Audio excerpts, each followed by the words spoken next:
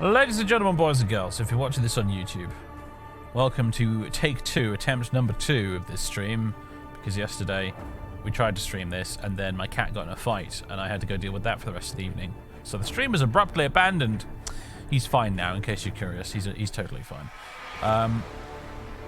But today we are in our latest Total War mod showcase stream, as part of our long-running series where we look at all of the wonderful projects that the Total War modding community has put out over the years and is continuing still to put out. Because this mod, Fireforged Empire, came out on the Steam Workshop on the 23rd of December last year. So that sounds like maybe a long time ago, but it's not right now. So it came out extremely recently. And I'm delighted it's finally here, and we're going to have some fun playing it today. It is a big, fat, lovely overhaul for the original vanilla sort of Attila campaign, if you like. If we go over here to Fireforged Empire. Boosh, here we are. The start date of this campaign is 367 AD. We got the Western Roman Empire here. We got the Eastern Roman Empire here. We've got all these wonderful different factions. It is the very beginning of the sort of Great Migrations period, which ultimately led to the collapse of the Western Roman Empire. 367 AD is a little earlier than the original game start date. I feel like the original game out of the box starts off in like 400 AD, I think. This winds the clock back like sort of 40 years or so earlier. And the reason for that is because that's just kind of when all of this really started, because that's when the Huns arrived, basically, around 367 AD or so. They arrived from the eastern steppe, somewhere north of the Caucasus, and their arrival on the scene basically set a whole chain of dominoes in motion, which ultimately led to the collapse of the Western Roman Empire. The Huns arrive.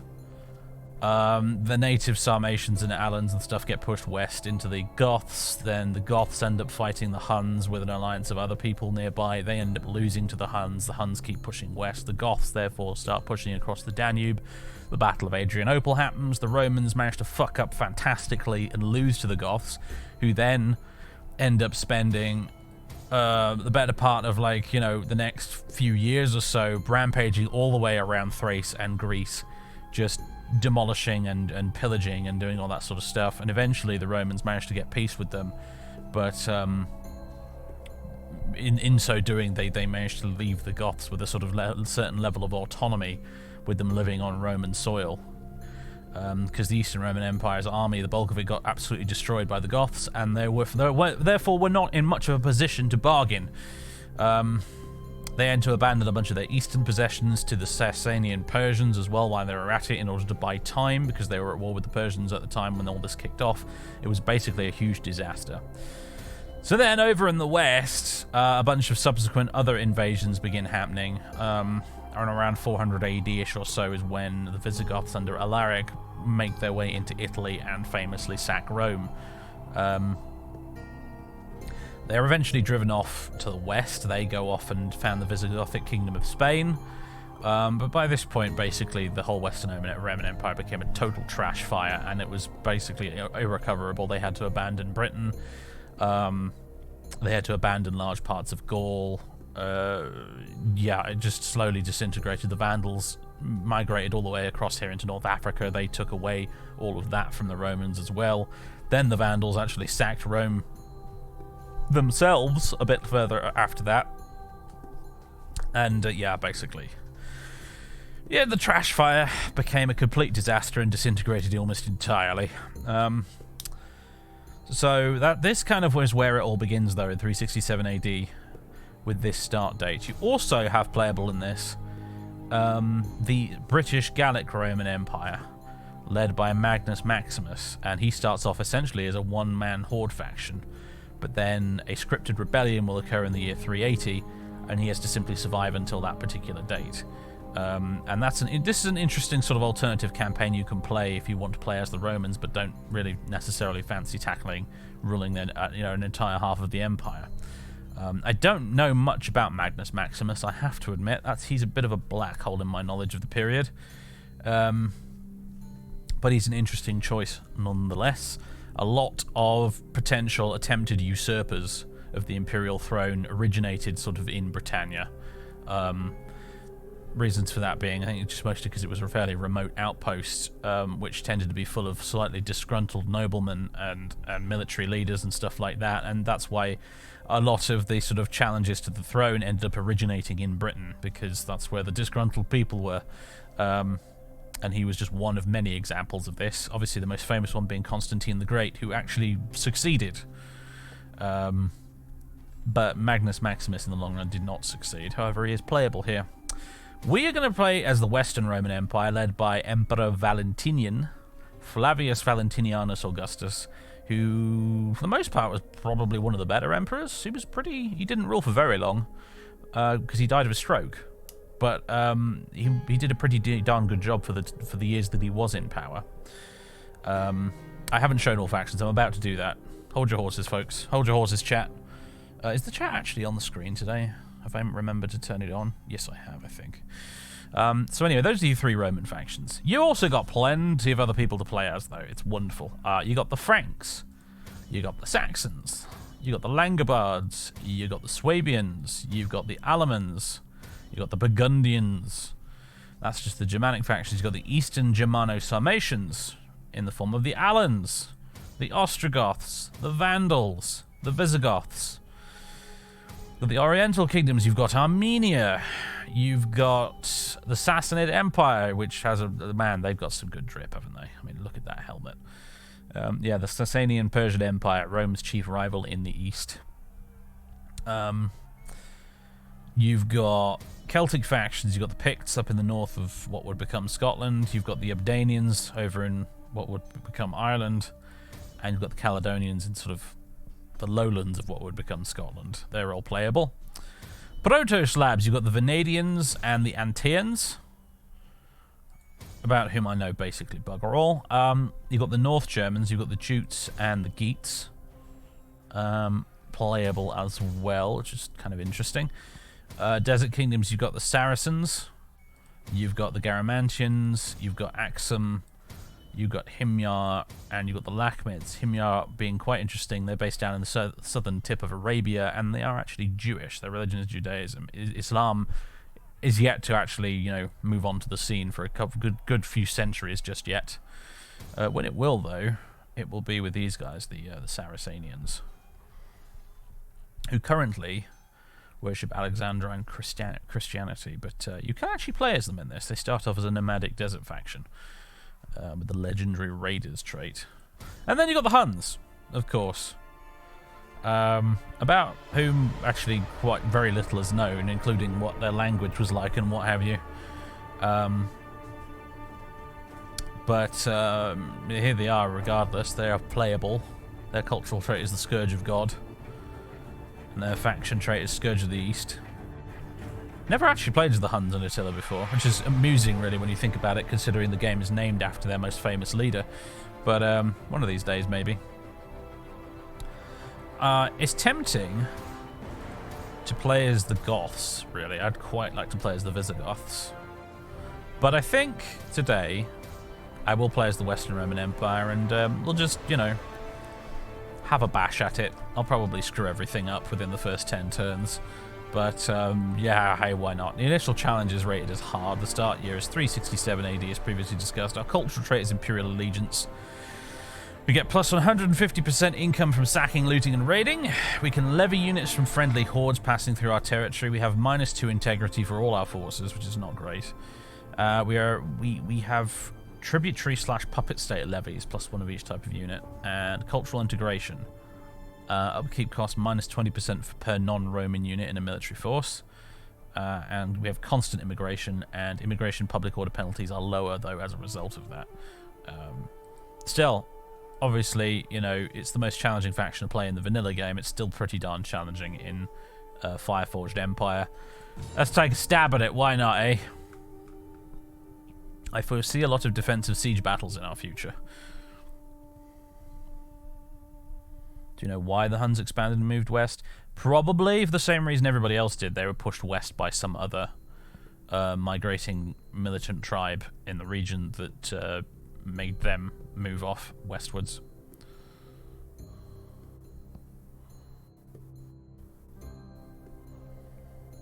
Essentially.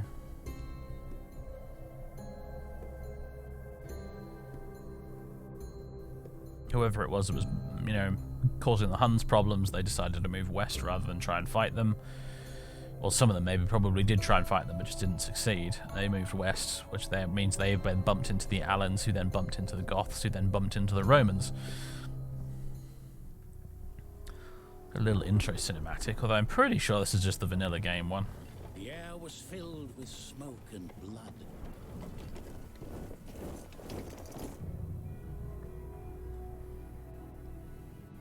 The Roman Empire was divided. From the Pillars of Hercules to the far reaches of the Adriatic, the Western Empire stretched. Sacred earth where men of greatness conquered. But those who followed neglected Rome, fighting over the scraps of past glory.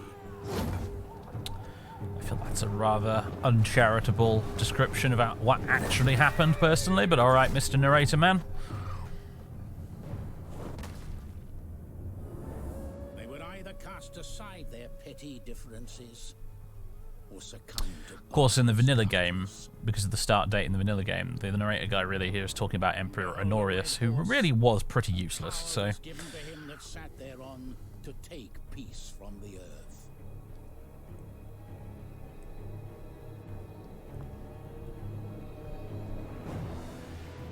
Romans of the Western Empire, those noble sons I have to imagine the guy in this cutscene here, he's meant to be probably Flavius Stilicho.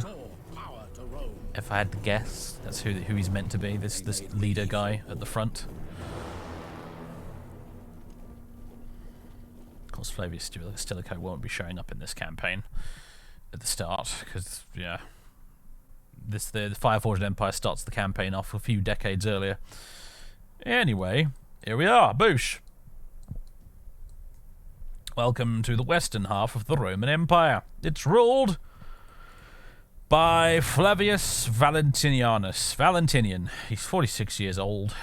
He was a decent enough emperor. He did a pretty decent job. His brother, Valens, ruled over the east, and Valens did not do a very nice job at all. Valens got himself killed by the Goths and left his half of the empire in a complete shambles. Valentinian, though, he didn't actually stay on the throne for very long because he actually suffered a stroke and died. And then his son, Valentinian II, took over. Although I don't see a Valentinian II here, I just see Gratian. Or am I misremembering that? Was it Gratian that came afterwards? Might have been. I think Gratian was the one in charge of the west when Adrianople went down with Valens. So, anyway, never mind.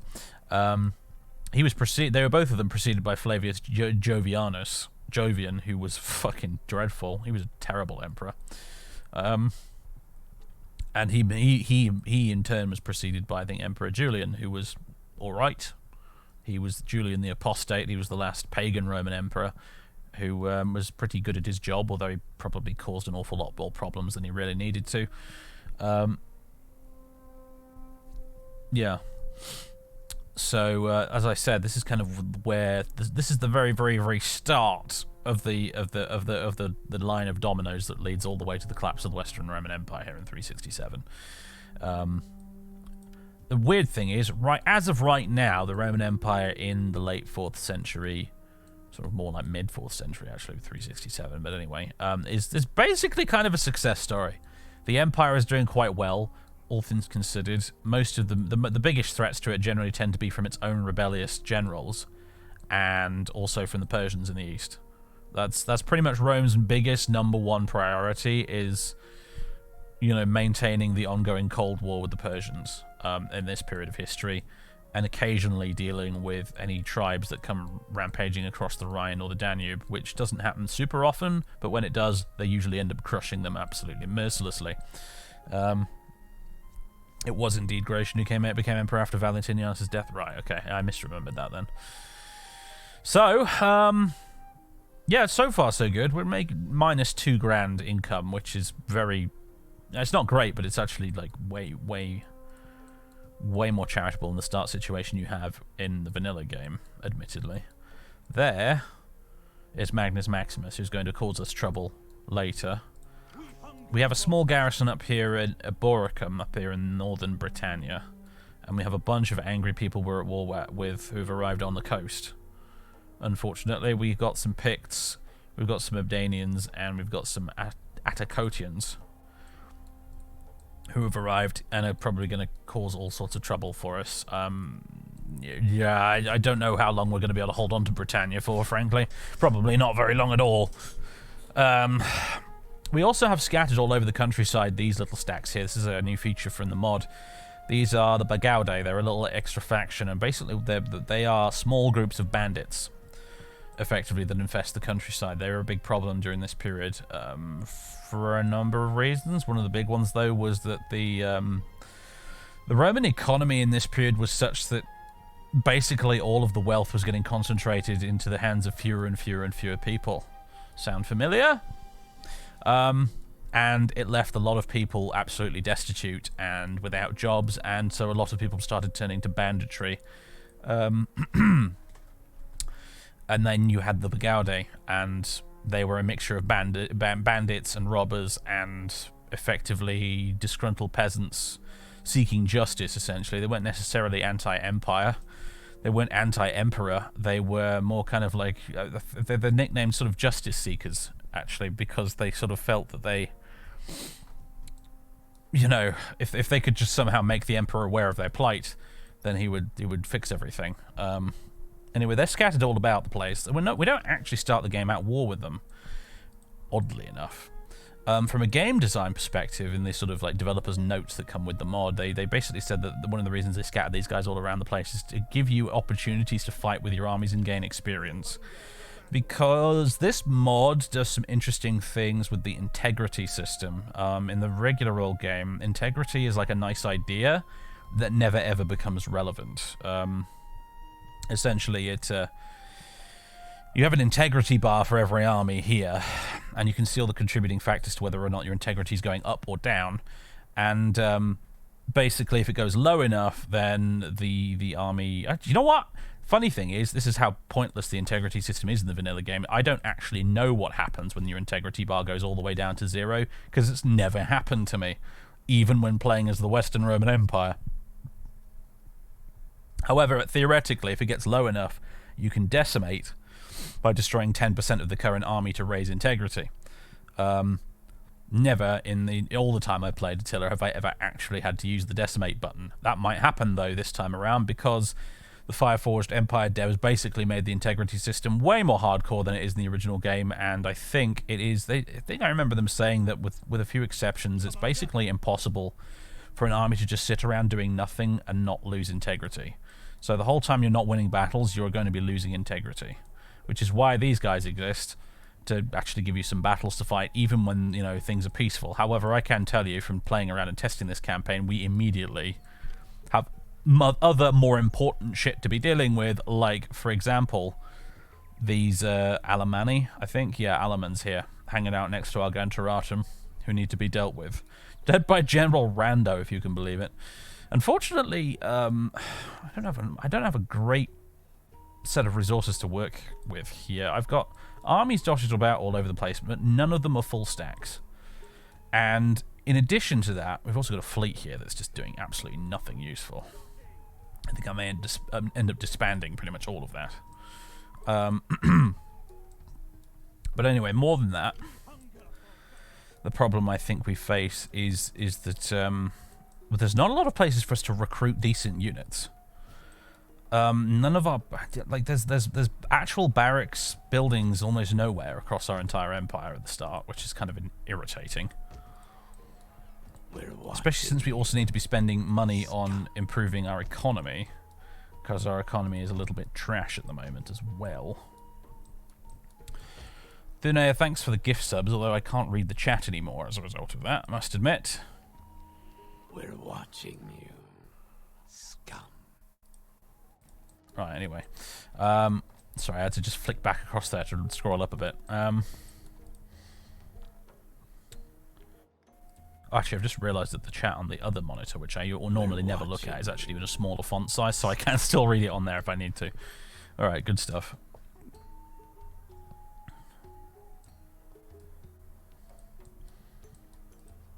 Anyway. Yeah, these guys need to be dealt with, because otherwise they're gonna... They probably actually will just take Argenturatum and torch the place. Which will be jolly inconvenient. There's probably nothing I can do about it for now. Best I can do is probably bring this army over here. Let's put you in force march. We're watching you. Bring you over this way. With these guys led by Flavius Jovinus. What's he got with him? So the unit roster is totally overhauled in Fireforged Empire. It's a beautiful, actually rather wonderful thing. They've gone into all the historical sources they could find and really tried to accurately recreate the Roman army, and also, you know, the barbarian forces to the extent that they can as well, as accurately as they possibly can. One thing I love about this one as well is if you click on a unit and then you hover over the name, you'll actually get information about what the unit is and its history and stuff like that. Now, I have a feeling this might be copy-pasted from Wikipedia, and mostly I think that's because the devs are not actually native English speakers.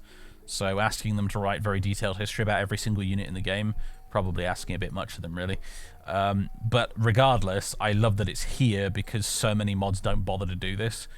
There's one elephant in the room I'm thinking of here specifically, and that elephant in the room is Age of Justinian, which has a wonderful unit roster for the Romans, and none of the units in that roster are explained by the game. There's no tooltip you can hover over to find out what that unit was historically, how many of them you should have in an army, what its job was, etc., anything like that. You don't get any of that. You just get vanilla game tooltips that are transposed over the wrong units, and it irritates me. So I love the developers for, in 90% of cases, and clearly didn't for these guys, actually bothering to put some handy-dandy tooltips where necessary to explain various different units. That's really nice. Because the late Roman army is a bit of a mystery for a lot of people. You know, you don't learn about it in school and stuff, so a lot of people find it very confusing, like which units do what, how many of them should I have, etc. I don't see a unit here that has been handily labeled legionaries. Which one am I supposed to recruit? So to an extent, the mod explains that a little bit. Anyway, there's Valentinian himself. He's got his Schola Gentilium over there, which has a really long description. And it's Equites Cataphractiri. Cataphractari, even. Which, you know, they're cataphracts, basically. They're Roman cataphracts. Very heavily armoured cavalry. They're pretty darn good. We've got other stacks up here. I'm thinking of like bringing you guys this way and merging you, though. Which is the best like general out of the two of you? You both look a bit rubbish, to be honest.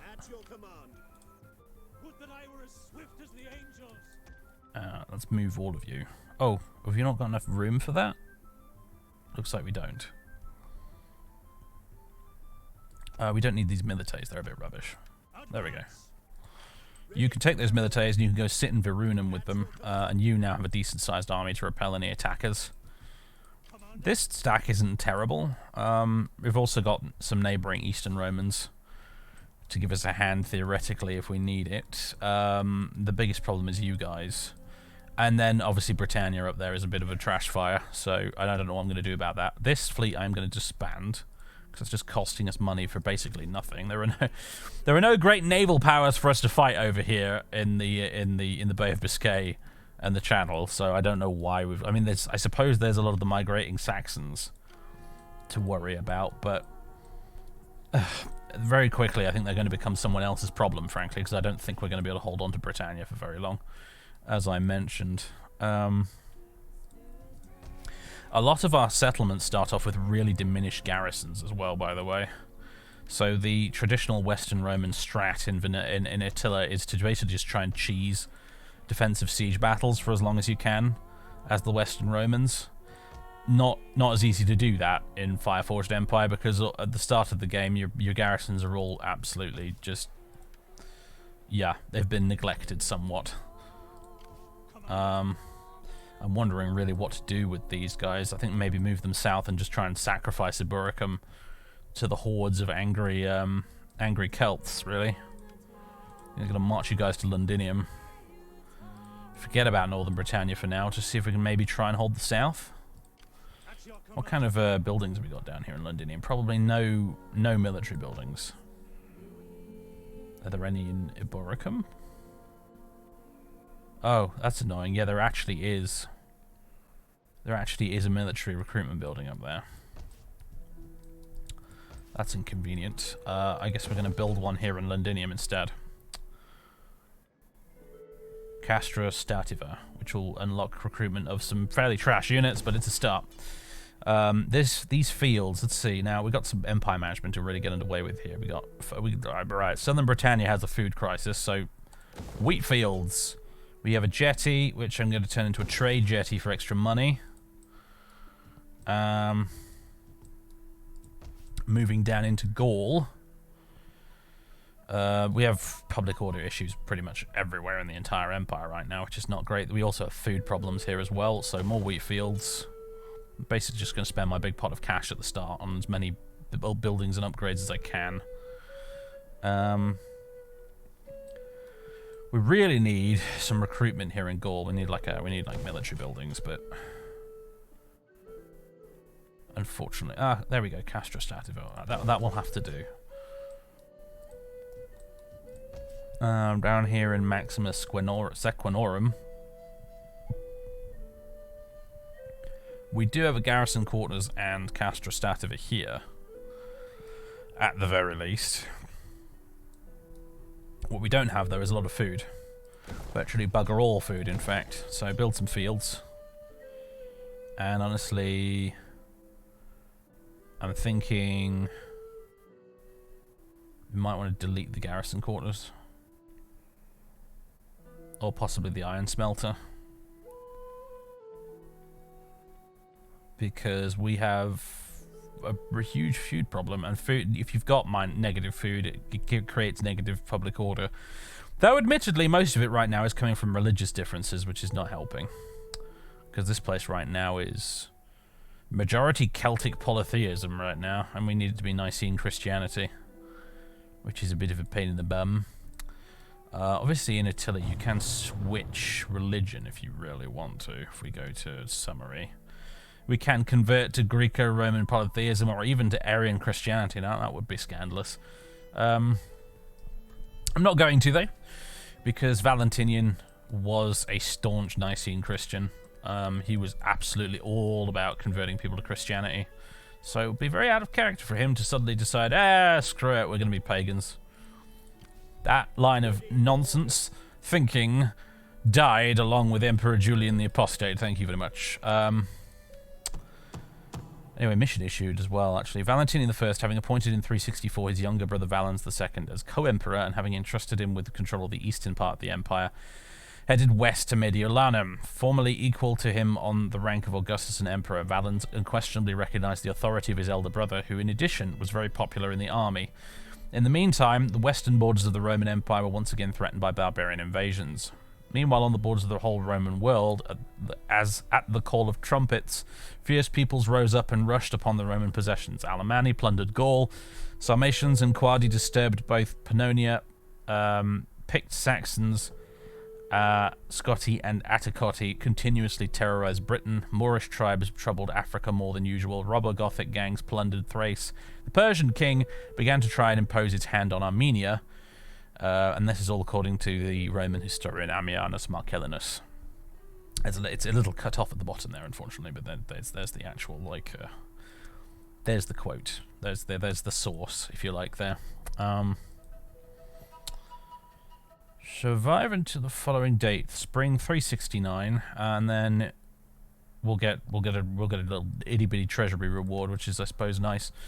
In the meantime, Mediolanum would be a great place to build a barracks of some sort if we don't have one already. We've got a Castra Stativa here, at least. which is yeah.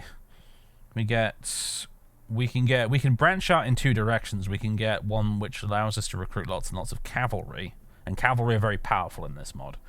Or we can get one which allows us to recruit lots of interesting infantry. I cannot wait to show you what they've done with the actual units in this game, because they've done some really cool stuff in this mod, which I haven't seen any other mods do. I'm gonna go with the Castra Limitane Legio, I think, for infantry. Personally, over here, and also we need more wheat fields. All of the wheat fields. In fact, we'll go wheat fields and regular fields there, which I might turn into sheep flocks later if we can, because sheep flocks make you quite a bit of money, but not as much food. Are we going to be able to take on these Alemanni in the first turn? Probably not, it would be my guess. I've managed to create a little stack there. An 18 stack if you... It's a 19 stack if you include this guy and his bodyguard. It's not great, though, in terms of units. A lot of cheap cavalry. They've got a full stack, including some catapults, which is concerning. There are some mercenaries in the region we could use to sort of top up a bit. Mercenary Germanic spearmen, Germanic swordsmen, Germanic chosen warriors. I have to assume they're pretty good. Ambush band, Germanic raiders, and hunters. The chosen warriors seem tempting. You'll notice, by the way, the unit numbers are huge in this mod. They're much bigger than the vanilla game. Worth noting, if you decide to play the mod, your PC might struggle with it a bit. Swordsman or chosen warriors?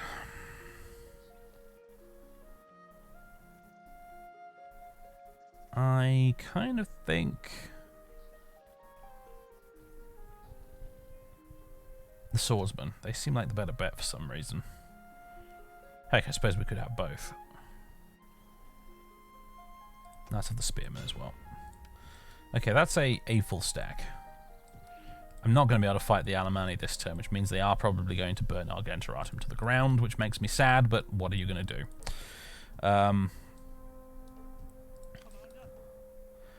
This stack, it's tempting to try and move them over to Britain, but that will leave Colonia Agrippina open to the marauding Franks, who aren't at war with us right now, but probably will be eventually.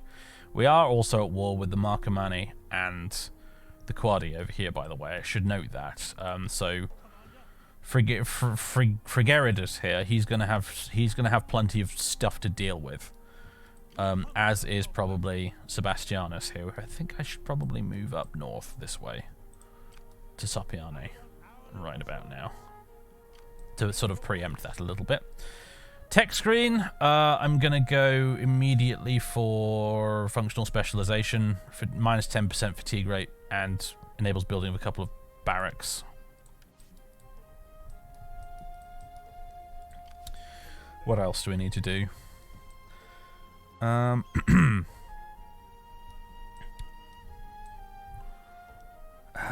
Well, tempted to move Valentinian up here to join in with all of this stuff on the Rhine, honestly, but I don't know whether he needs to go that way or whether it would be better off going this way eventually instead. Because I think we need Valentinian out there fighting battles at the end of the day. He needs to be doing stuff actively. So I think I'm going to move him over here for the moment.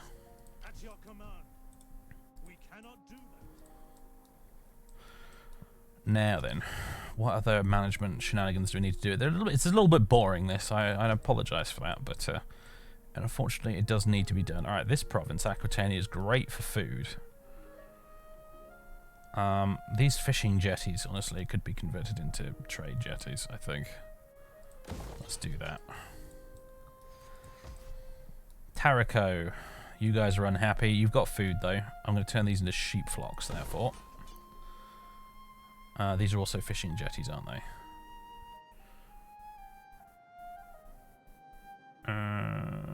Yeah, I'm going to turn that into trade jetties as well. What about down here? You guys are not quite so flush for food. So I suppose these better be wheat fields. We've got trade jetties though. Olive trees, a guardhouse. I feel like I don't like the guardhouse. It's a maintenance cost of minus 140 and consumes food and it only gives you public order +1. Oh, and lets you recruit champions, I suppose. It just seems crap. No, get rid of it. Build a capital to boost public order. That's what we need to be building in a lot of these province capitals, actually. We need to be building a capital building.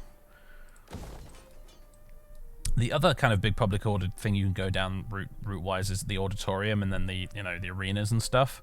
Problem with those is they do give you tons of public order, but they do consume food and also they do create Roman polytheism influence, which is going to just cause us problems in the long run because religious differences. So, when possible, I prefer to go with the capital.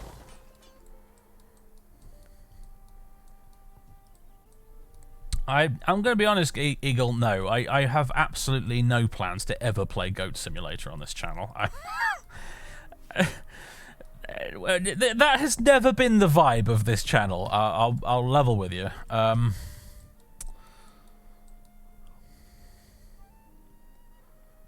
Let's see. Pannonia. Pannonia.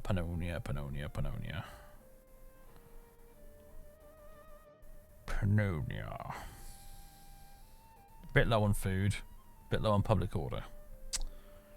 I can fix the food at least. The public order is harder though because we don't have any free slots over here.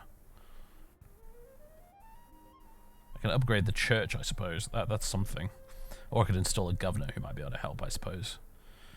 I think for now, though, probably want wheat fields. Dalmatia, over here. What are you guys doing? You're a little unhappy, but you've got food. So let's make this sheep flocks. And a good old-fashioned capital building. Very nice. This is, incidentally, this region here from modern-day Croatia is where Emperor Valentinian was actually from. Your man over there, he's effectively Croatian. Not a lot of emperors in this period who are actually from Rome itself, to be fair.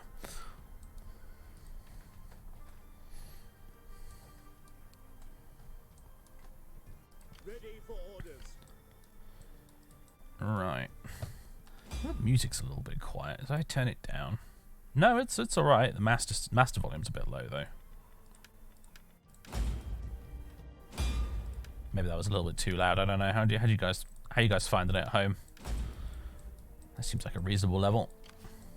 I'm using the Ancient Empires music mod right now, by the way, in case you're curious. It's not the. I'm pretty sure the Fireforged Empires mod doesn't come with any custom music. It's just the vanilla music, which I'm gonna be honest with you is kind of rubbish. I've never liked the vanilla Attila soundtrack very much. Okay. We're still making a loss, which is unfortunate. I can raise taxes, but that's just going to piss everybody off even more if I do that. So it's like, I don't know how much I want to do that. I think we need a Latin chapel we could make here. It costs you money though to run a chapel. It does increase public order though, and growth and religious influence for Christianity, which would be helpful in this particular region, although the capital is also good.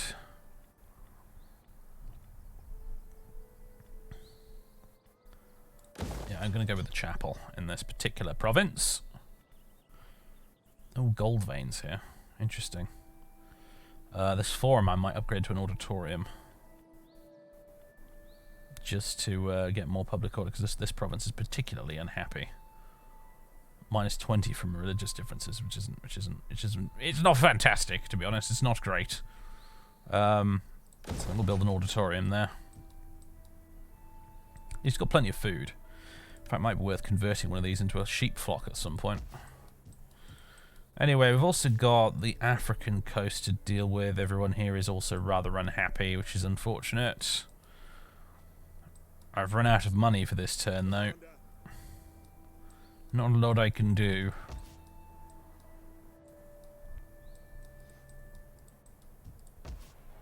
I think I've plopped down some money-making buildings, so our situation may improve later, but unfortunately I think I'm probably going to have to raise taxes. Which is going to make everybody even more pissed. Oh yeah, wow. Britannia Inferior is looking very, very pissed if I raise taxes. Will stop us going into the red, though, so I think it might actually have to be done in the short term. Besides, Britannia's probably going to rebel due to a scripted event anyway, I think. So, what are you going to do, I suppose? Right. I think it's probably time to end turn and hope for the best.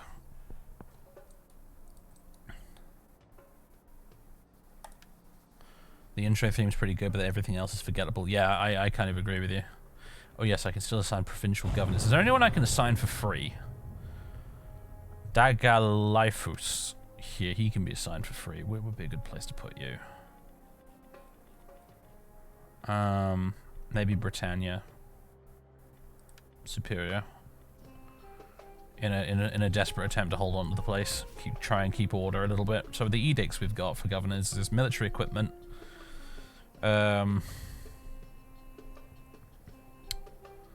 Bread and circuses.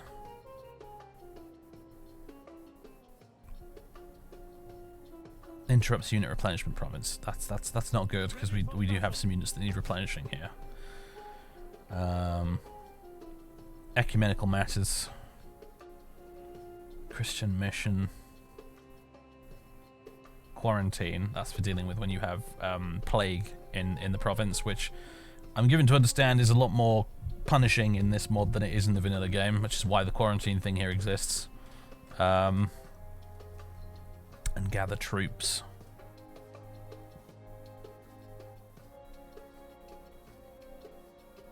Might have to go bread and circuses actually and forego the unit replenishment, just to try and keep things a little happier. I'm not sure. Anyway, okay, end turn. I do love a trash fire campaign, and this is about to become a big one. Yes, hello, you've come to take Sagontium, have you? There's no way I'm going to be able to defend this successfully. So... this is only going to make my economic situation worse, of course.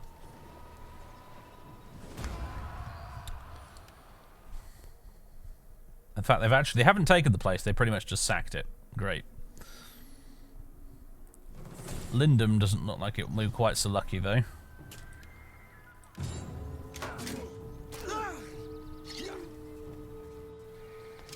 Ah, Britannia. Land of assholes who just want to make my life difficult.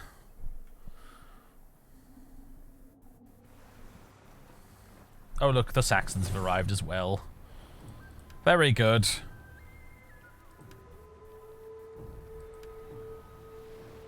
Yeah, we're not holding that.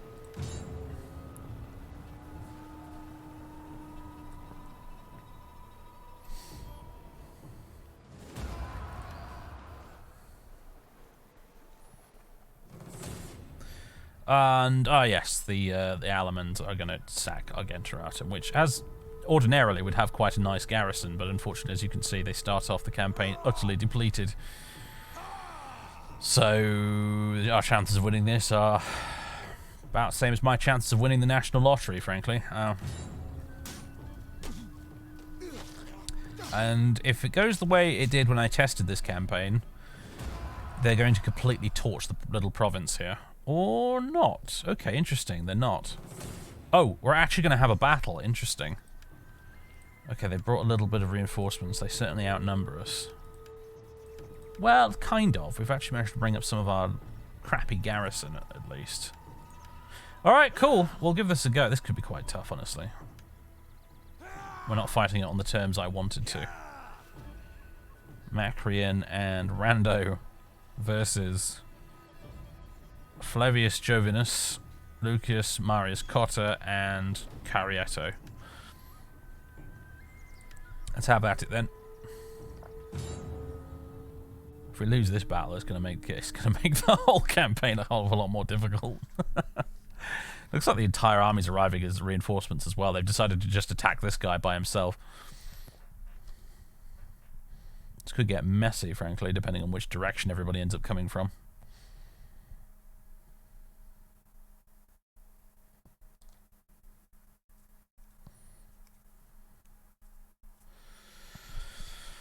Oh dear.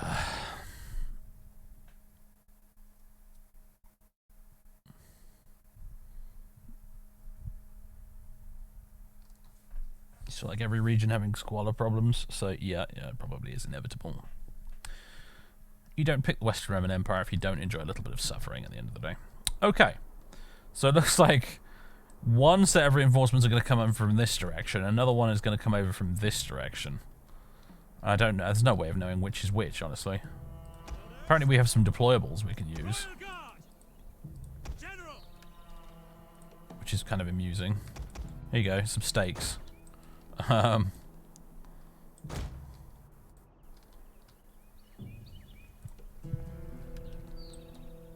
what are you guys like? Just infantry? Yeah, you're an infantry bodyguard unit. So the units look gorgeous in this mod. They look really, really pretty. Wonderful work they've done with the 3D models and textures and stuff. They've taken all like the shield designs and stuff straight from the old pages of the Notitia Dignitatum, which is a medieval document, but which is a sort of translation, you know, retranscription of an old Roman one, which basically went into detail on all the Roman units of the period and their insignia and symbols and stuff like that. So, very fancy helmets as well with all the feathers and stuff. Yeah. So, this is going to be fascinating, frankly. So how's this working? Who's coming on along from where? There's the Alamans with their onagers. Here they all are. Obviously the barbarian units look fantastic as well, frankly. They're all rather well equipped too, actually. The barbarians of this period of history were honestly, you know, they knew what they were doing. They'd been copying the Romans for centuries at this point. They knew how to fight properly.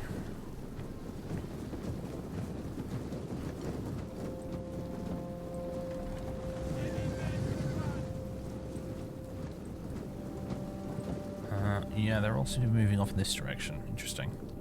So who's coming along from where? This looks like the main army here. Whoa, yeah, hello, goodbye frame rate. Yeah, this is the main army. And then over here it's the little poxy garrison stack. So you guys try to make your way up the hill here. Not sure what the Alamans are up to. Looks like they're kind of moving down here to try and intercept you, maybe.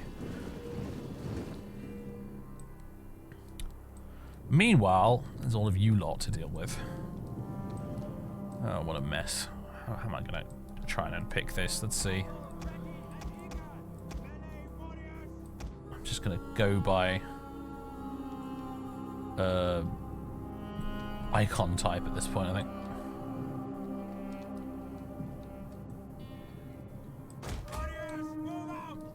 Move you up like that. And then we've got you guys. Oh, there's another unit I missed there. Whatever, you guys can be in reserve. Second line. Then we got all these damn cavalry.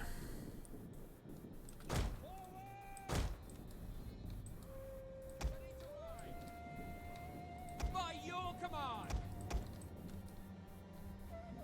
As you command.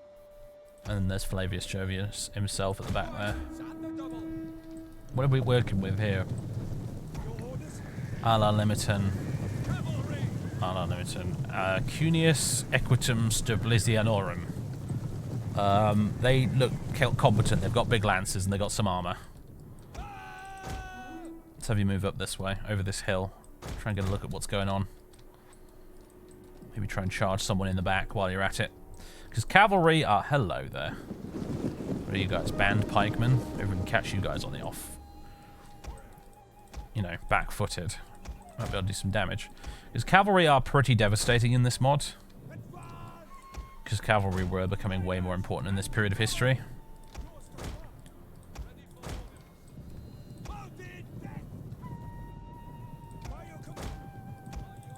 You have to micro them a bit, though. That's for sure. They've got a lot of spearmen over here, though, haven't they? At least tire the enemy out a bit, I suppose, by letting them just chase us for a while. However, oof, yes, cavalry are very vulnerable to missile units. Like, oh my Jesus fucking Christ, that's half the unit gone. Probably more than half the unit gone, just to javelins. Jesus.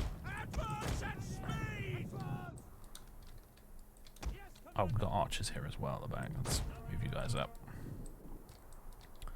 How are things progressing over here? The elements are just kind of spreading out at the moment.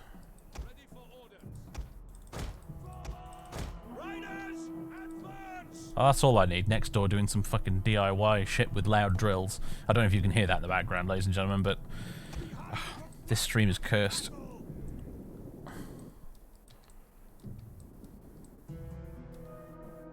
Wow, yeah, they seem quite determined to just completely annihilate my my little garrison army here. There's not a lot I can do about that, I think. You guys are all just going to die. You're all going to die horribly.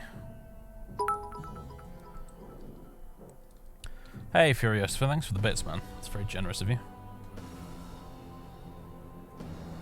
Oh, cheers, dude. I'm glad you're enjoying. Move, move, move, move, move. Sweet Jesus.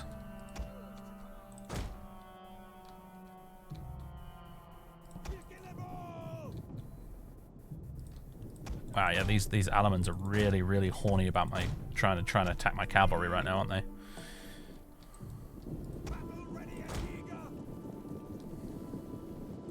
See if you can catch them in the flank there.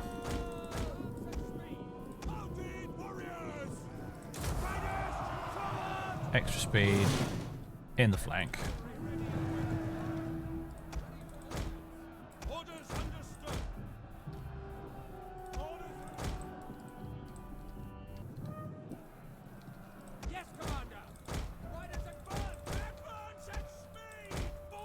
Keep distracting these boys.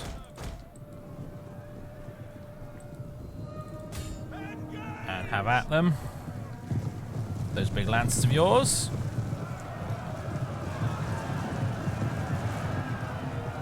Quite as devastating on the charge as I might have hoped, honestly, but never mind.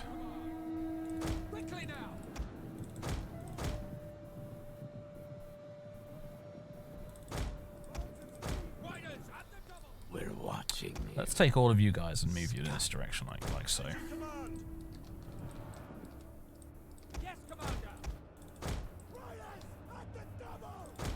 Oh, hello. They've sent some cavalry up to intercept us. Interesting. Right. Let's try and cycle charge this a bit.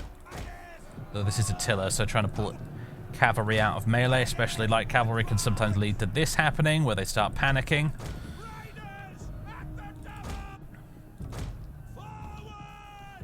Unfortunate, but it is what it is. Meanwhile, over here, yep, the garrison is being absolutely more massacred. Not much I can do about this, unfortunately.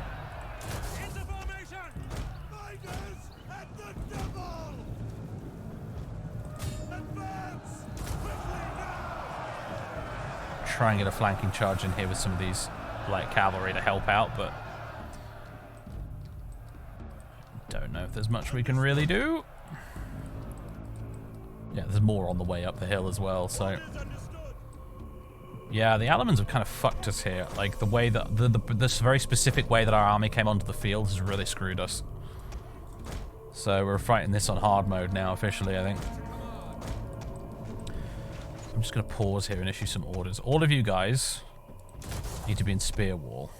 You guys need to be in a square. In fact, arguably, you guys need to be in a square as well. Now, I just want to pause here because I want to show you what's going on here, these different units and stuff. So the way they've done it in this mod is kind of interesting because this is something I've talked about in the past. But Roman legionaries in this period fought with mixed weapons loadouts. You didn't have entire units just all equipped with the same weapon. They had different ones. So what you'll notice with some of these units is they have mixed icons. Like this one here, it's got a sword and it's got spears. If you put them in spear wall, you'll notice that the first couple of ranks get spears out. Everybody else behind them is using their swords. That's pretty much how they did it. They'd also have a mix of projectiles as well. Like these guys, some of these guys have been chucking javelins. You've seen they'd have javelins. They'd have the iron darts as well, the plumbatari. Other units would have other mixes of stuff. You can see these guys here, for example. They are armed with slings and also spears and shields. So your late Roman legionary fought with a mixture of weapons, and you know the front ranks would have spears. The guys in the back would have a mixture of different things.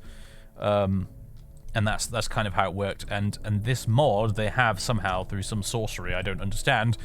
They've managed to basically make it work exactly how it did in real life. The front guys carry spears, the guys in back have swords, which is pretty darn neat. Anyway, back to getting slaughtered by the barbarians. What am I going to do? This is not looking fantastic. We can start by getting a rear charge on these boys, I suppose. Is that their general there, Macrian? It's one of their generals, I think.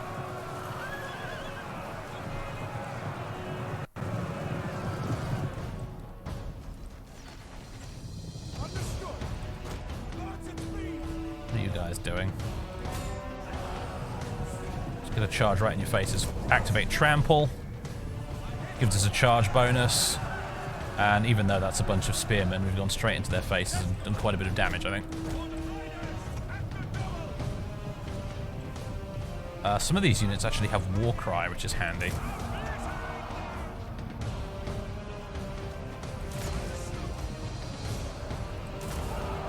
Try and reduce the morale of the enemy units there.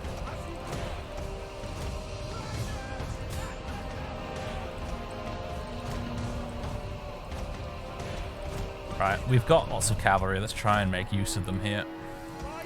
They've got us penned in a little bit by these spearmen here, which is irritating, but they're not having a great time, these spearmen, admittedly. In fact, they're trying to run away right now, or reposition anyway.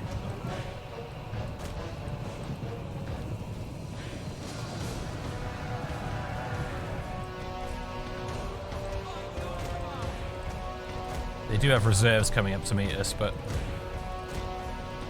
not quickly enough, I think.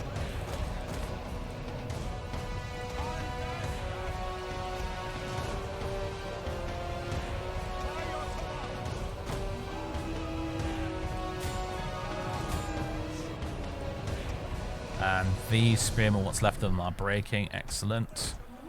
This is Jovinus here, yeah. Let's move him around as well.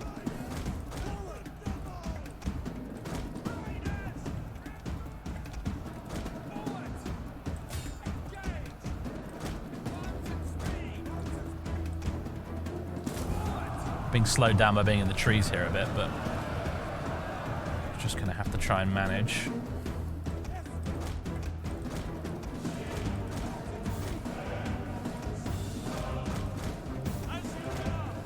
Alright, you guys who've been doing slinger work, I need you to engage those band pikemen now. Nice thing about having multi-purpose units like that, they can actually get involved and do a bit of melee stuff. Which now gives the cavalry the opportunity to charge these boys from the rear and chuck a whole bunch of javelins and stuff at them as well, actually. You may have just noticed that. Lovely jubbly. Alright, how's the cav doing up here? They're getting tangled up a bit with the infantry in the woods. But hopefully we'll find a way here.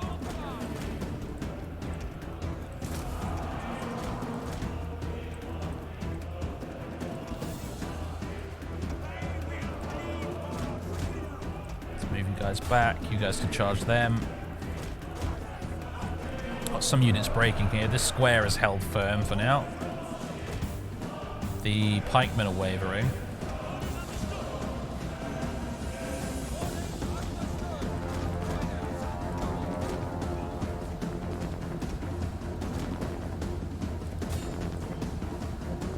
The pikemen are being destroyed. Lovely.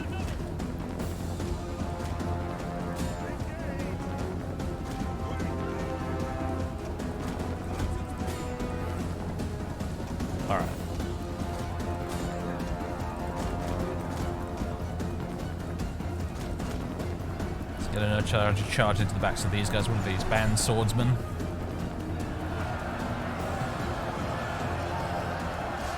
The legionaries in the front rank are holding relatively well under the circumstances, including our mercenary Germanic spearmen who are doing a fine job.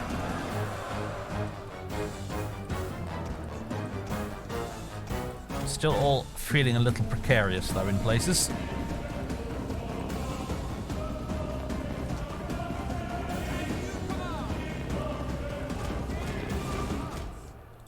See if we can pull you guys out this way. What are these? Some Germanic cavalry of some description.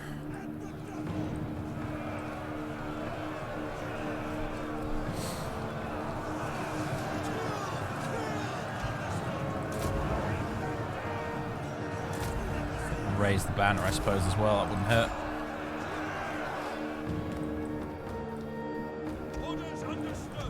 How are you guys doing? Are you guys beating the snot out of these Germanic cavalry? They're running away, they are at least.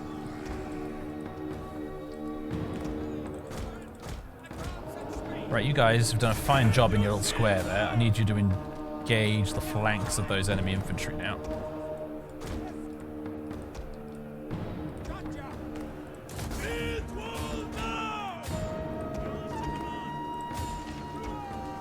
You guys up there to plug that gap. Now opening up. You guys need to charge them in the rear. Alright,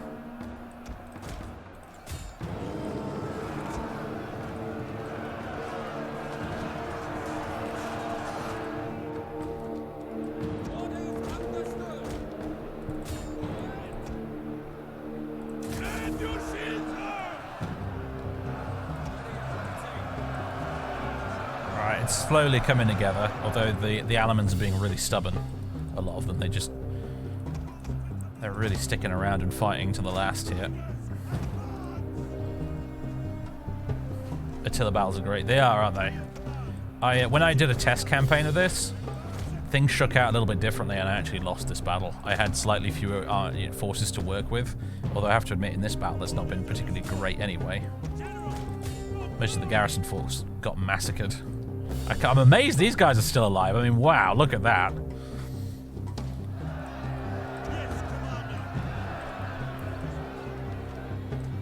But it seems like that distraction was just about enough to kind of make the rest of this sort of work, although the cavalry get absolutely mauled on this flank now, which is not fantastic, but never mind. Do you guys have trample? You do.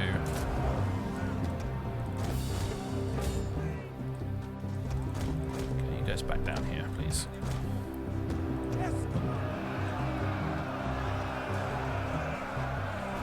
Oh, yeah, the cataphracts, right.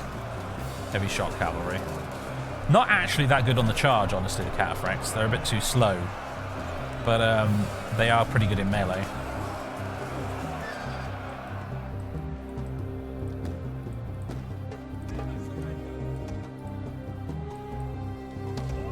A few guys up this way. Some of our cav have regrouped.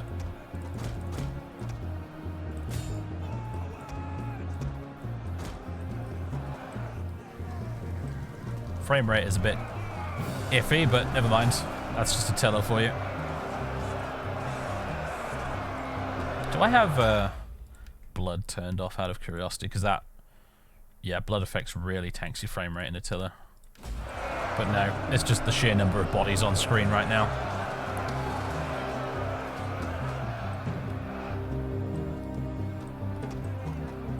Oh, hello, that's their general. That's Rando himself.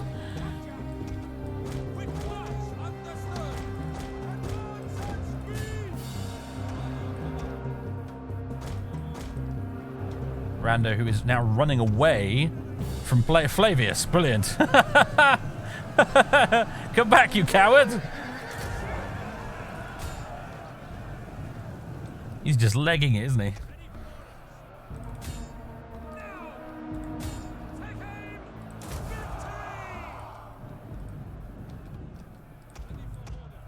You weaselly little German bastard.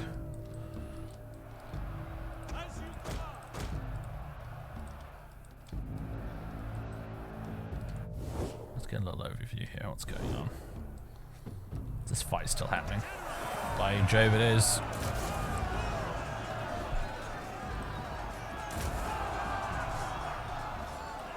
Still somehow managing to stand their ground, this little band of protectores domestici pedites here. They're about as elite as it gets with infantry, admittedly, I suppose, so good for them, I guess. Rather crucially, I would say the Alemans haven't gotten any use whatsoever out of their artillery.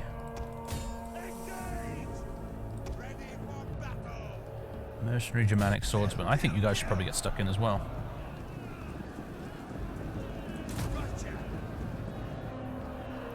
Do your little battle cry, and in you go.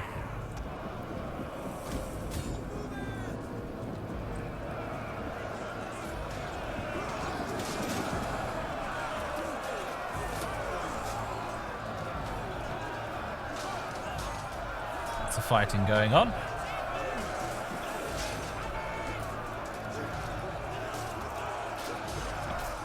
Some guys over there cheering by the looks of things, so obviously things must be going well over there.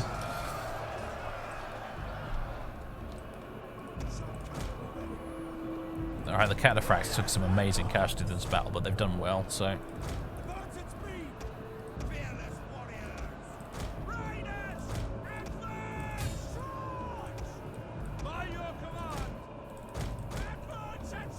It's a bit of a Pyrrhic victory, this one, but oh well.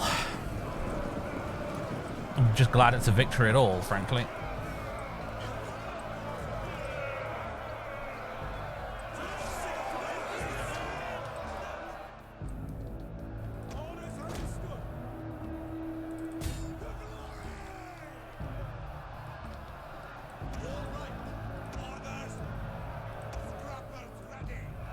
Just try and get the last of these guys to rout. Nothing's going over here. You guys just... everything is disintegrated over here, pretty much.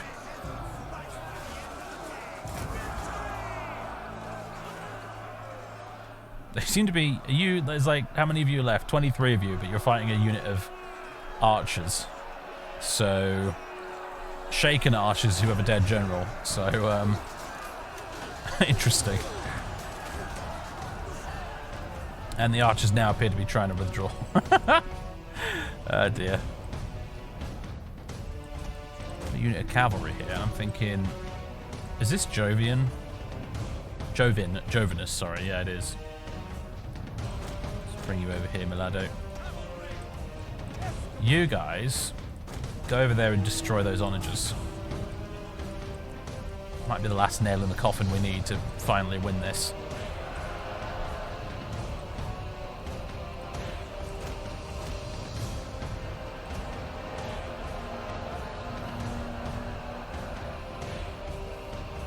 That's a lot of corpses.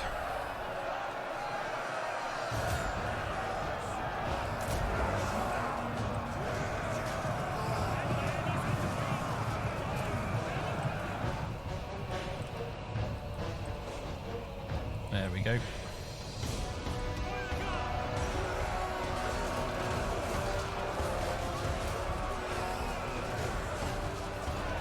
Feels academic at this point, but I'm wondering if spear wall or square is better technically in this situation. I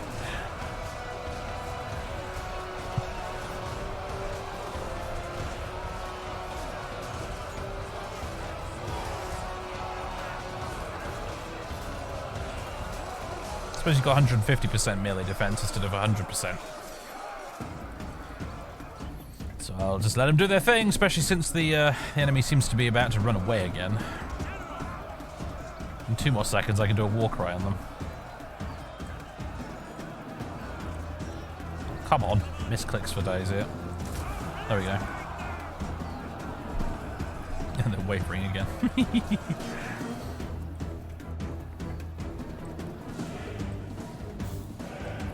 Bunch of absolute heroes over there.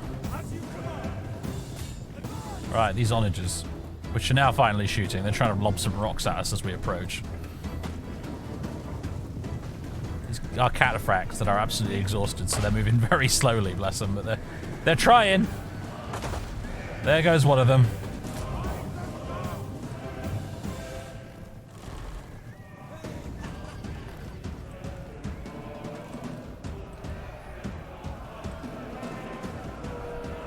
do look magnificent though, the cataphracts, don't they?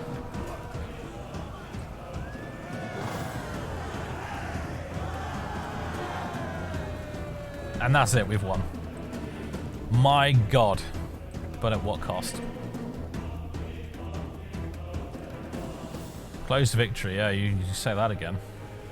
Love the user interface artwork and stuff as well in this mod, by the way. I find that in some of the newer Total War games, user interface art really is a sadly underappreciated thing. I don't know if that's maybe for some technical reasons, but when you compare it to sort of like all those wonderful Medieval 2 mods we've showcased on the channel, which have absolutely beautiful UI design, Attila and Rome 2 don't tend to get as much in the way of that, but this mod has really quite a nice UI. So, they deployed 6,400 guys, they lost 5,700 of them. We deployed 5,400 and lost 3,200 of them.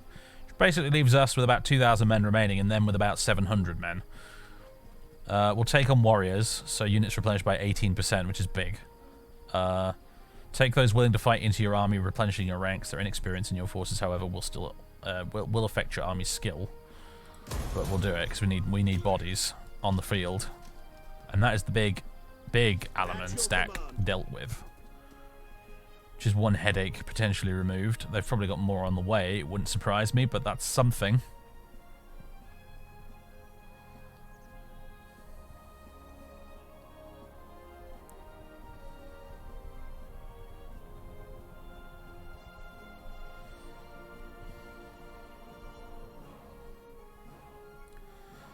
It's spending a lot of time on the Huns' turn, I'm noticing. Alright, now it's the Eastern Roman Empire's turn. What are they up to? The Eastern Roman Empire would obviously be a much easier choice, I think. If you wanted to try this mod for the first time, just as the Eastern Roman Empire is an easier choice in the original game. Although ironically, actually, you know, Emperor Valens in the East actually probably had the worst of it compared to Valentinian, because Adrianople happened, and I have to admit I'm curious to see how that is tackled in the game. So I know that some characters in the game remain sort of effectively immortal up until their actual death dates in real life. So I don't think it's actually possible for us, for example, to get Valentinian killed until he actually died in real life. And there's a lot of oh god, hello. Now, interestingly, Auto Resolve actually thinks we can win this. This is the Quadi attacking us now.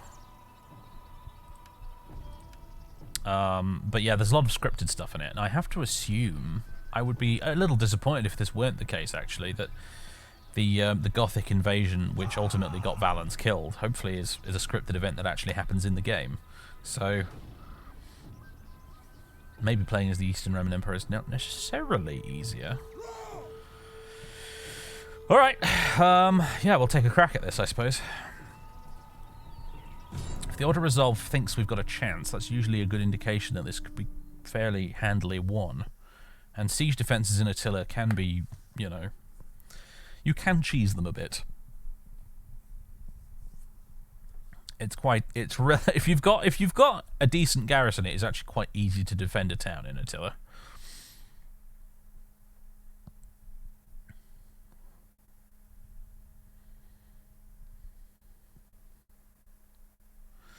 Alright, we've got deployables and barricades. Interesting. Now, I think they've made deployables and barricades a bit more plentiful in the mod compared to the original game. You seem to get more of them available to play with, which is nice, I must admit.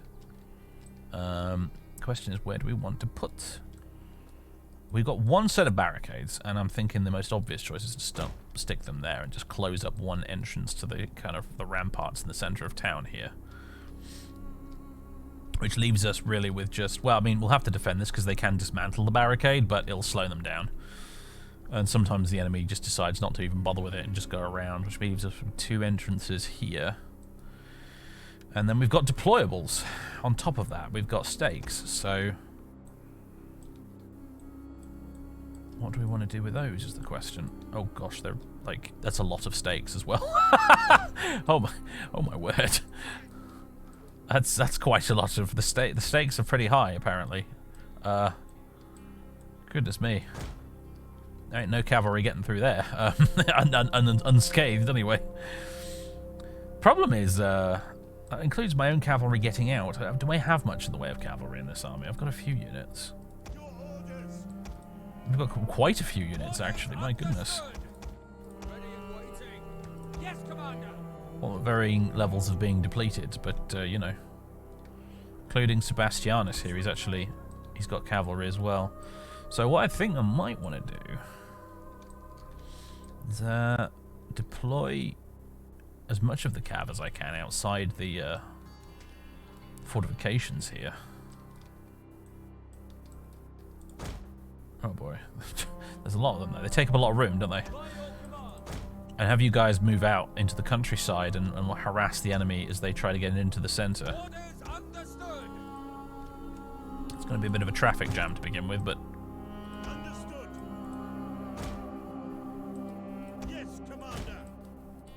I think this is the right call, personally. Which leaves the infantry to defend the center. So, Legionis Dalmatarum Limitan. We've got some Illyrians as well. We've got Legionis Defensores, which have got the spears. I think we'll have a unit of you here in spear wall. A unit of you over here, also in spear wall. I think, did I see a unit of, ooh, they're interesting. Auxiliares Cornuti Seniores Palatina. If I were to bring up the info tab, what would it say about these guys? The Cornuti, the name of this unit from Latin, can be translated as horned, received their name apparently because of their horned helmets. According to the most popular opinion, the Cornuti unit was originally formed from Germanic men. This unit is believed to have played a prominent role during Constantine the Great's campaign in Italy in 312. As many scholars believe that the central figures of the soldiers depicted on the Arch of Constantine were Cornuti soldiers due to the horn decorations on their helmets. In the middle of the 4th century, the Cornuti fought alongside the Bracciati in the Gallic army, famous for their Baritus, a special combination of martial dance and war cry. Ammianus, that's Ammianus Marcellinus, the famous historian, calls them battle-hardened and claims that they were fearsome by their mere appearance. Recruited exclusively from Roman Gaul, they distinguished themselves in several key battles of the late period, including the Battle of Verona and at the Milvian Bridge during the civil war between Constantine and Maxentius. The Cornuti fought against the Alemanni at Argenteratum. Together with the Bracciati, they formed the right flank of the Roman army and the first to meet and withstand the onslaught of the attacking Germanic cavalry. You guys seem like excellent candidates to be sitting up at the front doing some defending, so I'm going to move you boys out of the way. Let's put these absolute giga chads up front, I think. Have you actually got horned helmets? Oh, they've got little horn thingies on their decorations on their helmets. That's really neat. How's that for attention to detail, eh?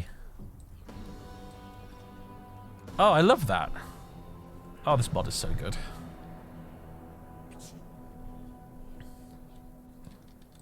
Fantastic. Great stuff.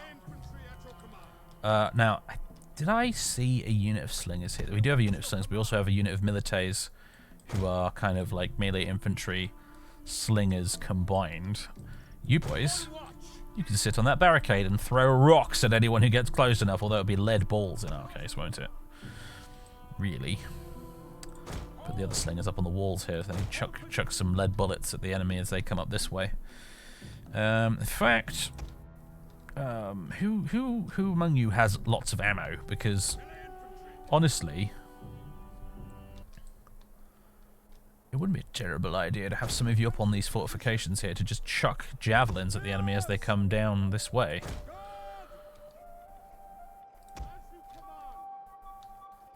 Yeah, you guys are over there. You guys up there. Oh, you're a very small little unit, aren't you? You can go there. Yes, Commander. I'll have you guys fall in like that behind them as reserves. And that should be alright, I think. Huge number of stakes there to deter the enemy cavalry. Not that they have a huge amount of it, I don't think. But anyway, And then all of our cavalry's down here deployed outside the fortifications, and I'm going to have them gallop off into the countryside as soon as we start here. So the models are gorgeous. They are beautiful. They've done a really, really lovely job with all of the units in this mod.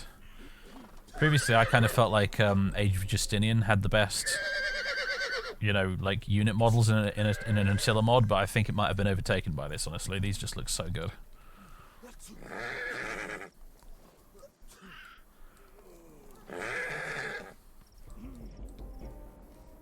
Is that our general right there? Is that Sebastianus right there? I think it is. Looking very swish, sir. We got the Draco banner thing as well, which is nice. Cool beans.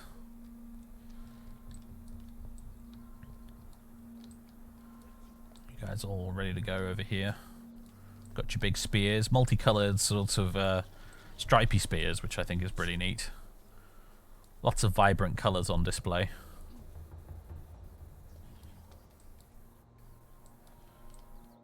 Right. I think we're ready to go. Gentlemen, start your engines. Let's get all the cavalry out here into the countryside. Oh my goodness me. Stay away from those stakes, you loonies. Trample through this vineyard, or we could just comically bounce over the vines. That's okay. That's pretty darn funny, I gotta say.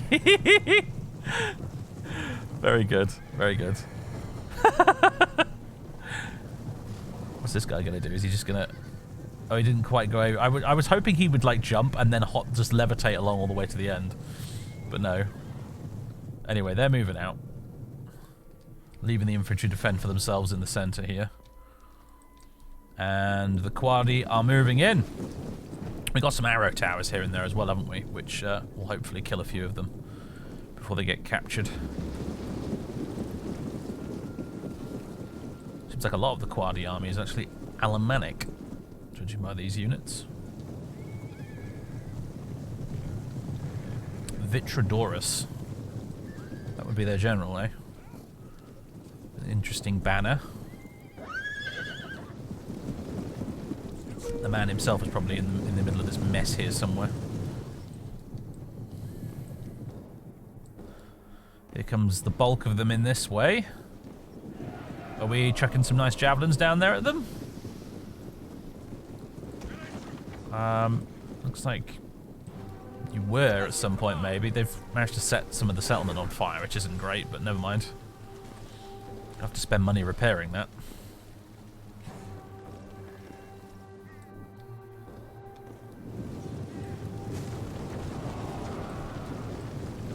Swarming in here. Right, good luck. Do your little war dance. I love that that's even an ability, by the way, the Baratus. It's actually an ability you can activate in the game. It's not just part of their historical background. They actually added it to the battles. How neat. How good. Oh boy, yes, here comes the cavalry. I might need to move you boys over there in reserve. Oh, hello. You guys are chucking some lead bullets down at these boys, but they are battering their way through the barricade. You guys are chucking some javelins down at them as well, which is good. But I think I'm going to move you there like that. Alright, the cavalry is all out here and sorted and ready to go. I've got some cavalry archers here, haven't I? Yes. I think I want you guys over here, shooting at them in the back. We got some cataphracts, we got some Equites Typhali, who are a good shock cab, I think. Equites Dalmati, Equites Promoti, who are not fantastic, these guys. They're glorified scouts, really. And then we got Sebastianus. Yes, Commander. So the Typhali and the cataphracts really are our best when it comes to the cav.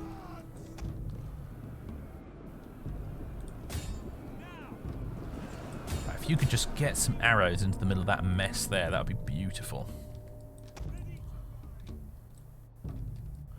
I'll tell you what, you guys are going to be more than capable of mopping up a bunch of disorderly archers.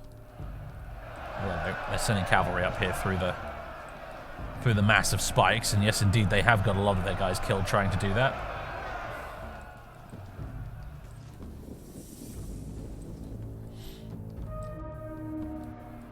Oh.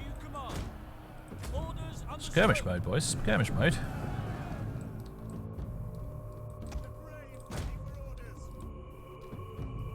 By your command. Understood. Ready and waiting. Guys can go and engage those archers. Oh, hello! Look who's here. I'm going to pause the battle for a moment. Ladies and gentlemen, our little celebrity has arrived. Hello, Colin. How you doing, buddy? My little injured soldier. How's it going, man?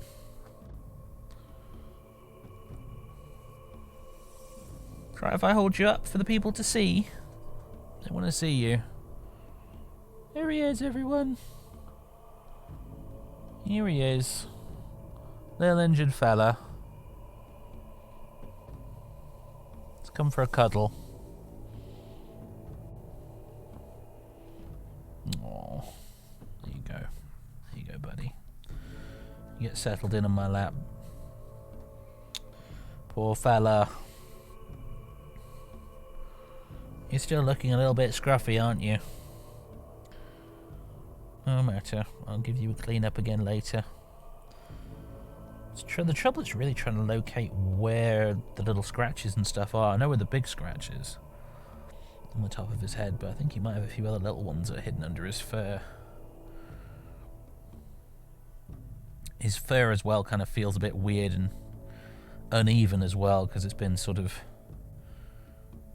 He's had clumps of it torn out by the other cat. You know, it didn't manage to scratch him, but obviously the claws got stuck in the fur and ripped a lot of it out. So, you're looking a bit scruffy, aren't you? We like the chin scritches, though. They're still good. They're still legal tender.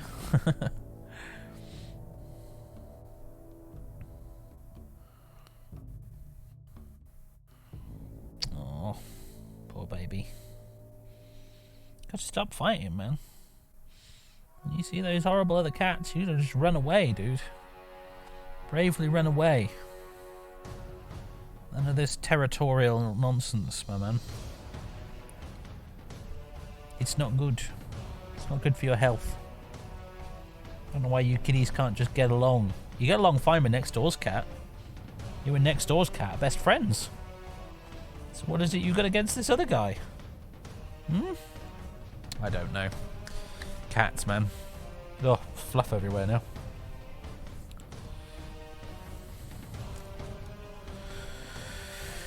Right. Where were we?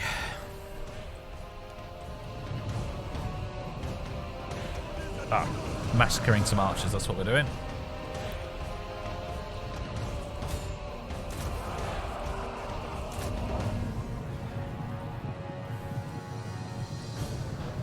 And also massacring some light cavalry as well, into the bargain.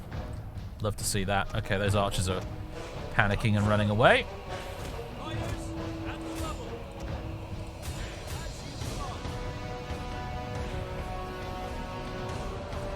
Something's going over here. Ooh, vaguely under control.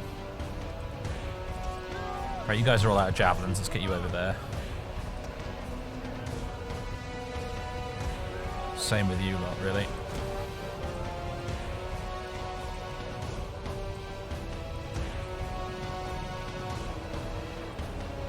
Nothing's looking over in this neck of the woods. Still fighting on the barricades. Still chucking a few rocks down at them, and yeah, okay, this is holding really well at the moment. Actually, that's fantastic news. Okay. Understood. You guys still shooting into that mass, if you please. Where are the califracs? There you are. Hello, boys.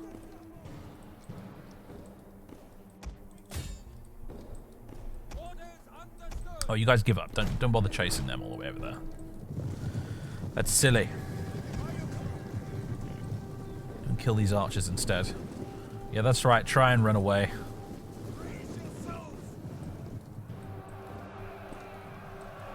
Now the annoying thing is here, the stakes have kind of made things difficult for us, so trying to attack the enemy in the rear here on horseback is going to be hard without losing a bunch of our own guys to our own stakes. What I'm thinking of doing, though, is actually dismounting a lot of the cavalry and just going in on foot.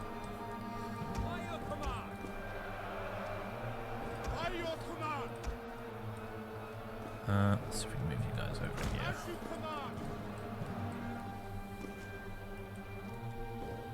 Orders understood. Understood. Still getting loads of arrows into you boys, though. Whittling them down a bit at a time.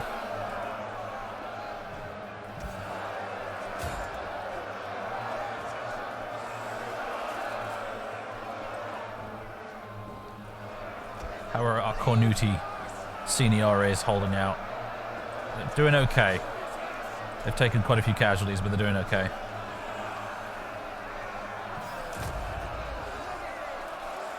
Do a little war dance to raise morale, I suppose.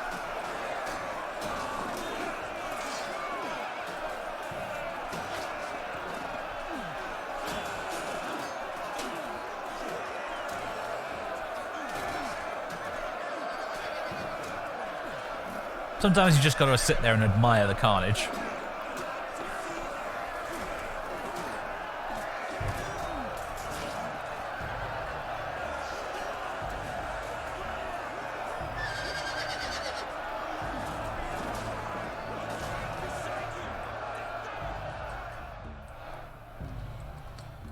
Right. Something's going over here. You guys... Please kill those archers. I don't know how many times I'm going to have to order you to do it. Looks like most of the enemies run away over at this end. You guys are still holding the barricade, right? Yep. Rather large pile of dead barbarians at the bottom of it. Well done, everybody. Big scrap going on over here still. We seem to have it mostly under control, though.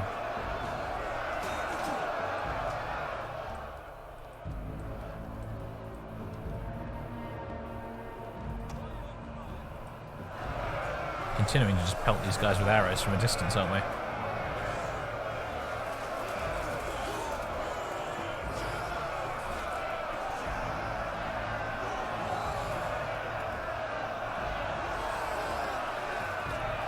Honestly content to continue doing this until you run out of ammo.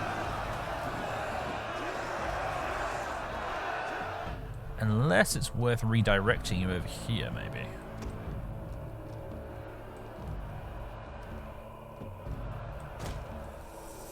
No, don't go around that way. Oh yeah, I forgot you can draw a line in this, can't you? You can go like this. If you hold shift and right click drag.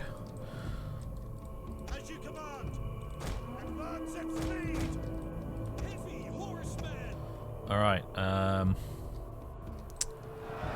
I want you to dismount?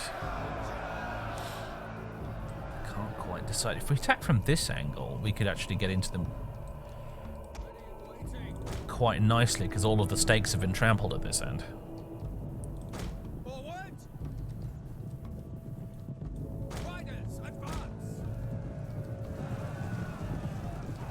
So let's give it a try with these disposable promoti cavalry.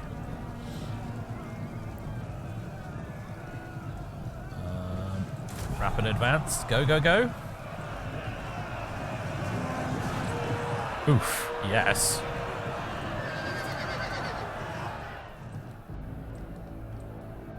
Yes, Commander.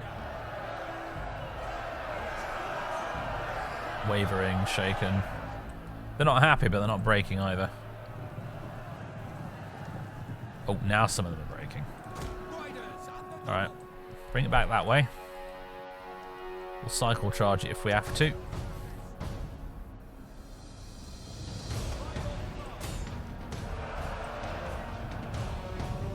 guys able to get some shots from over here? Yes, you are. Lovely.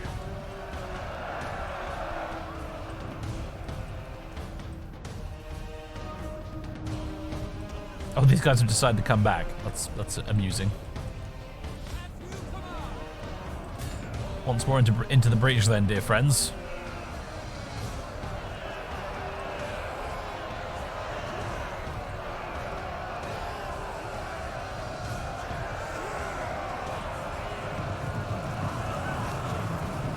And who said cavalry charges aren't satisfying in Attila? You lying toads.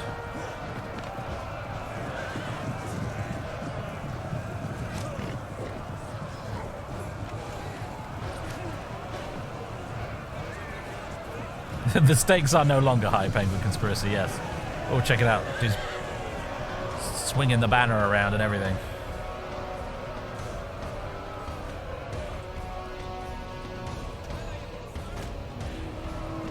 Oh, God, you guys are all... Oh, mind the stakes, guys, mind the stakes. Oof.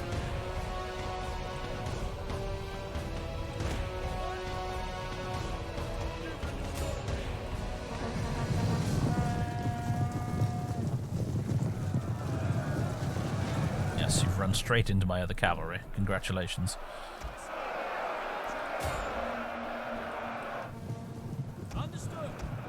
You guys are really not behaving the way I would like you to right now. It's kind of annoying.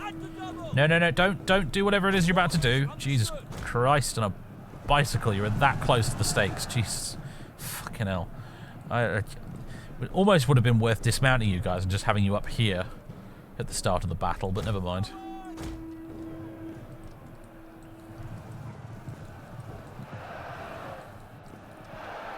How are things going up here? You guys really are still holding fantastically. You're exhausted, but you're doing a grand job.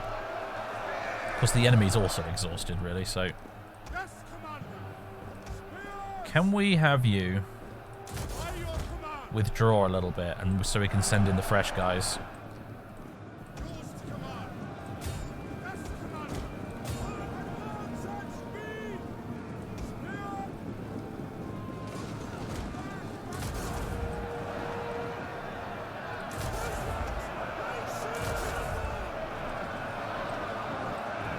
We've got fresh guys fighting against all these exhausted barbarians. Just my general sort of line of thinking there.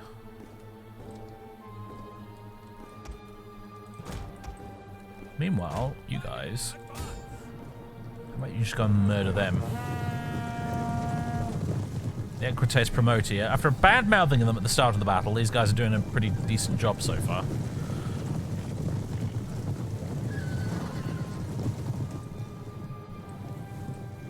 Hello there. Surprise!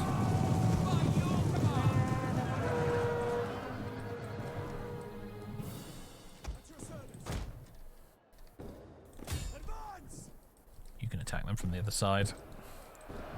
See, some of you are starting to waver.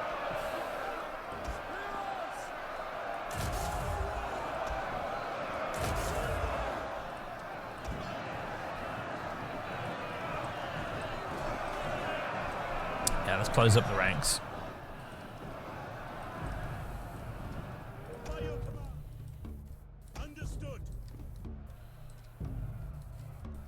You guys want to attack? Take your sweet time about it.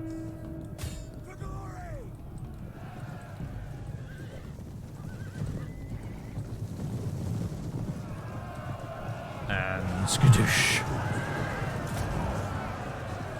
I think I've activated trample a bit late there, but never mind. Come back and try again if we like.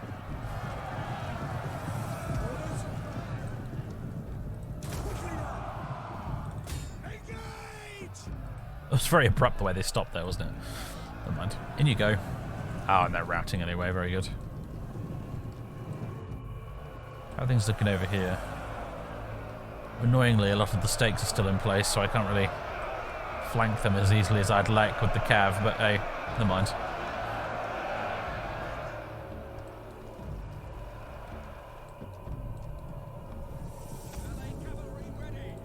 Having said that, oh no, we can't go over our own barricade either, can we? It's annoying. We can't dismantle it.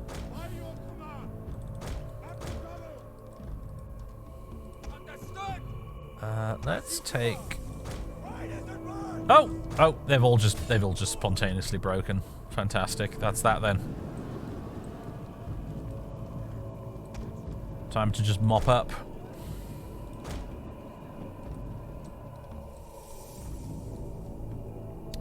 Their army reached the tipping point.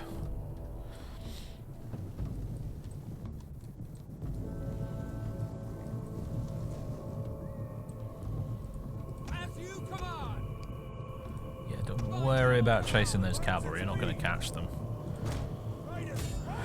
By all means, though, get stuck into this lot.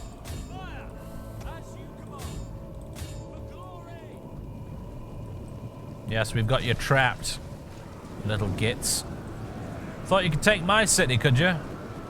Well, you've burned down most of it, but we're gonna make you pay.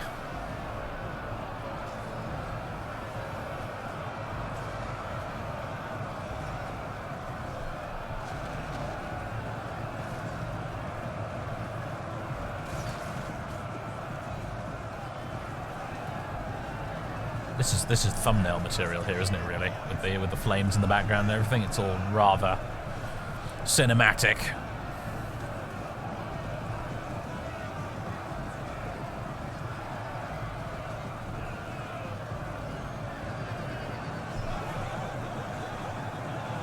Oh my god! What's all the weird shouting there, guys? It's so beautiful.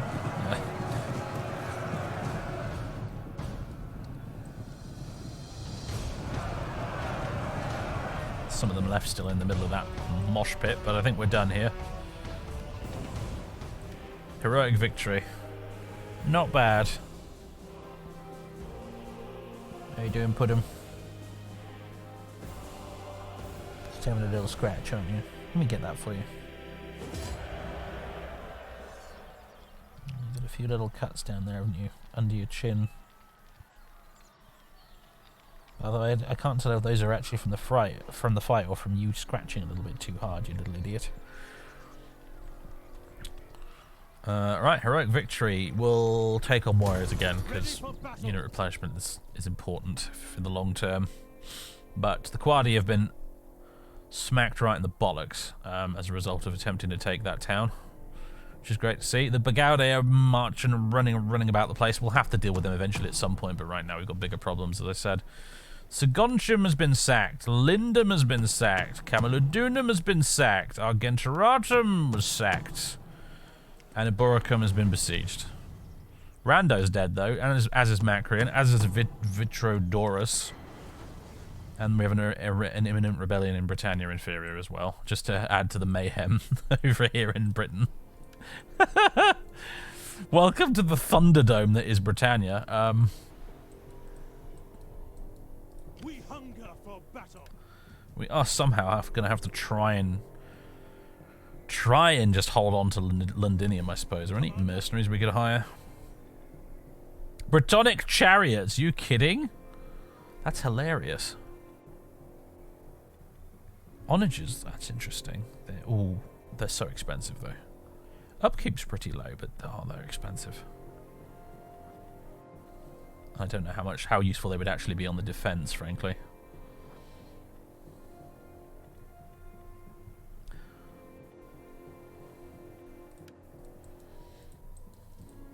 I think Londinium's probably big enough to have static, onager defenses anyway, so there's that.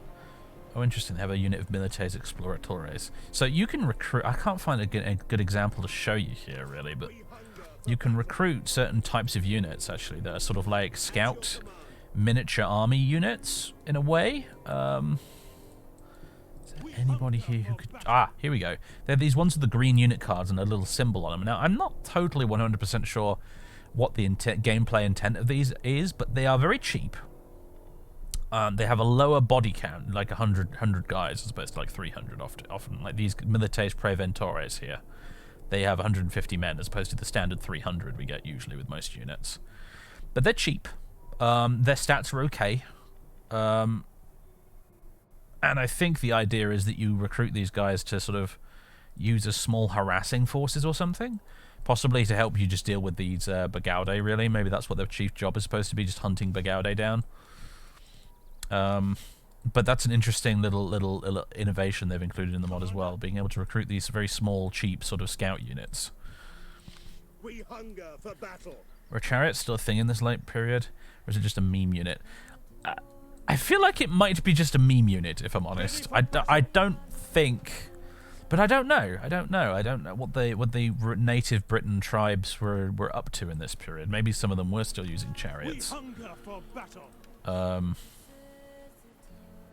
You know? If I have a look at them here. It's known from... here you go. This might answer our question. It's known from the sources that the Britons used chariots until the 3rd century. It's likely that their use did not stop later. The Britons' chariot was maneuverable, controlled by a charioteer, and the shooter could concentrate on archery. Battle tactics were limited to false retreating to avoid being surrounded by enemies. These tactics were used against the troops of Julius Caesar in 55 BC, who covered the subject in his commentaries on the Gallic War. So I think the answer is kind of, we don't really know, but apparently they were using them as late as the 3rd century, which is interesting.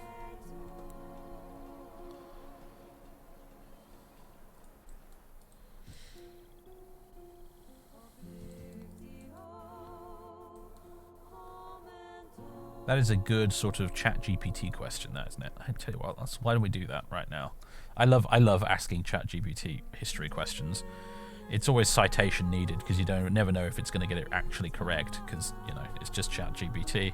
But sometimes when you have these annoying, weird little specific historical questions, ChatGPT is quite fun to ask them. Let's see. How late were chariots still used in Britain?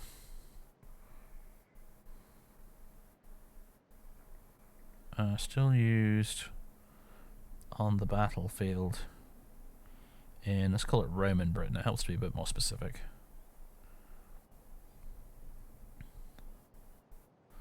Question mark.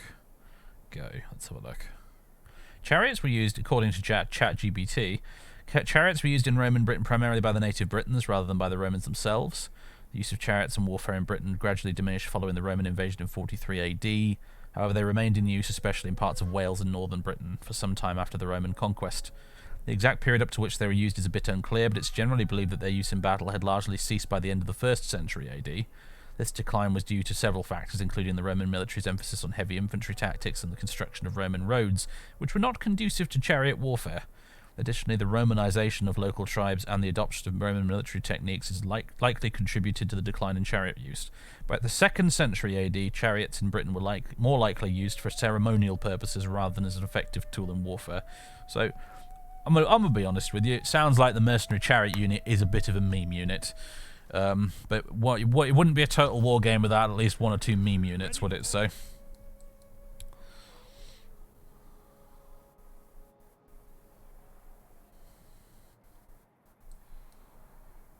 modded or vanilla prongs gaming. This is we're playing Fireforged Empire, so very modded. Ready for orders. It's an excellent mod. It came out just last month. I highly recommend it. It's better than the vanilla game, in my humble opinion.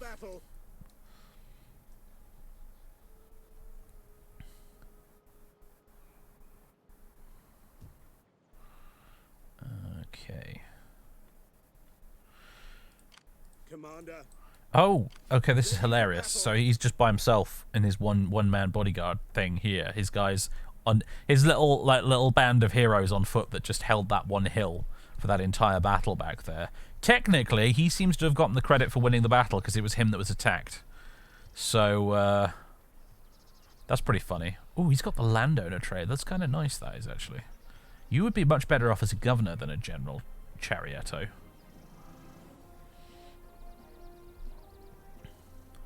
So let's take that. 2nd rank of landowner and legatus. And yep. And I'm just going to disband you right now. And next turn I'm going to turn you into a governor, I think. I'm going to find a nice province with lots of farms in it, which is, let's be honest, is probably going to be Carthage. And yeah, use you to make me lots of extra dosh. There's Valentinian. He has arrived, or is about to arrive, at Argenteratum. Should we use him to hunt down the rest of these Alamans? Him and his little cavalry squad here. Ready for battle. Some of you guys move back into Augusta Trevororum, which... Oh yeah, our public order situation is still not good.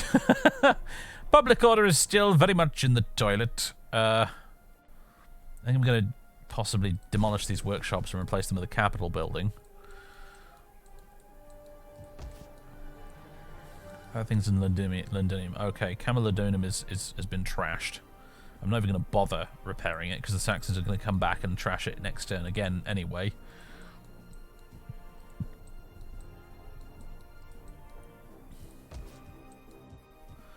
Ah, Genua's got some farmland that could be upgraded. We're still in the process of building those wheat fields, so I'm going to make this a sheep flock. Is there anywhere with jetties that could be upgraded?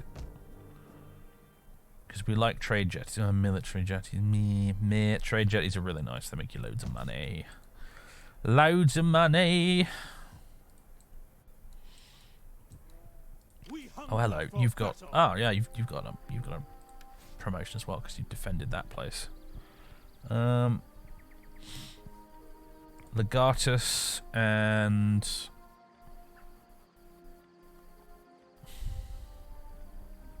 second rank of Legatus, I think. Just to improve integrity. Change per turn at the minute is only one turn. +1 per turn at the moment, so...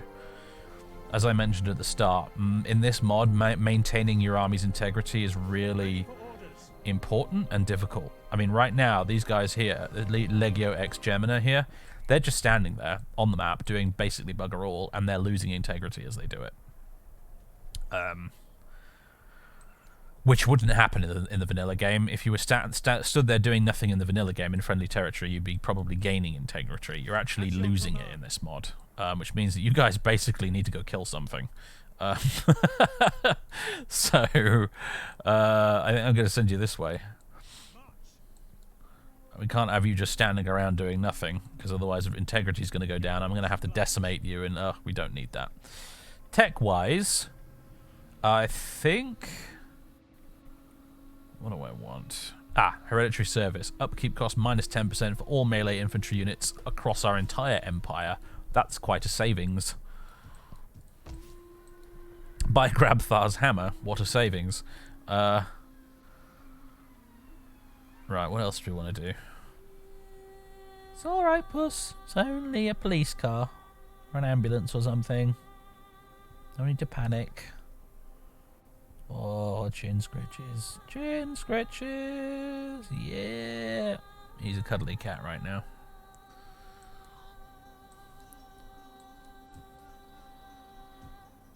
We've got some imminent rebellions we're going to have to deal with pretty soon, unfortunately. Our public order buildings are never going to get built fast enough.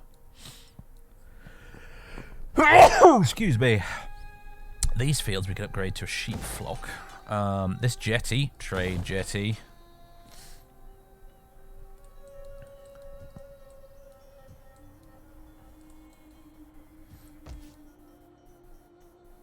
This jetty also trade jetty, please. We kind of need some fields here as well, don't we? Because we've got a bit of a food shortage in Magna Graecia right now. And also, a capital building would be good. The chief source of all of our unrest, really, is still religion, I think. In most places, anyway. Not always the case, though. Not the case here, for example. But that's because this place is majority Nicene Christianity. Capital building. On that note... However, if we go north into Gaul and that, yeah, it's an absolute disaster public order-wise. I mean, look, oh my god, look at Maximus Sequanorum right now. It's oh my god, religious difference is -18, instability -1 per turn, -15, tax is -10. Oh, what it is? Yeah, there's going to be a rebellion here, and I am going to have to squish it.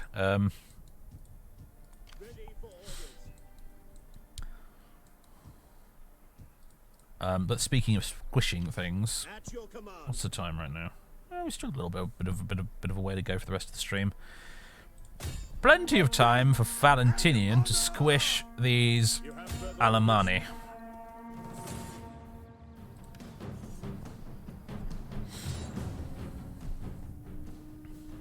Personally, the Emperor has taken to the field to personally squish these survivors. Very foresty area, though. It's not great. Will provide us a bit of cover from their archers, though, I suppose. Alright, that's our army. 3 units of cav. That's it. That's the lot. This would be Valentinian's guys, right? Yeah, Flavius Valentinianus with his candidati. Now that's interesting, because it says that because they're wearing white, right? What's the background on these guys? I'm curious. The Emperor's personal guard were where only the best men selected from the Scholae Palatinae were assigned. It's possible that already under Constantine candidati were chosen from the Scholae, which formed the Emperor's personal protection. The name candidati comes from the white colour of the clothes worn by the new bodyguards. Interesting. I was going to say, because they used that to refer to the senators as well, back in the Republican days, because they also wore white togas. Easter Chronicle, it said that Gordian Augustus established a cohort of candidati, selecting from his legion the strongest and the most blooming age, and those who were strong and had an impressive body who were called Scholarians, and this unit of Schola itself he called by his name the Elders. They were from the 6th Schola, and further the Emperor Philip, together with his son Philip, established a cohort of the candidati into which he took chosen young men from the Scholarians, giving the title of younger to the Scholae of the Legion which they had established after the name of Philip's father, and they were also of the 7th Schola. Apparently, one of the last candidati was Theophylact, executed in 765 by Constantine V on charges of malevolence.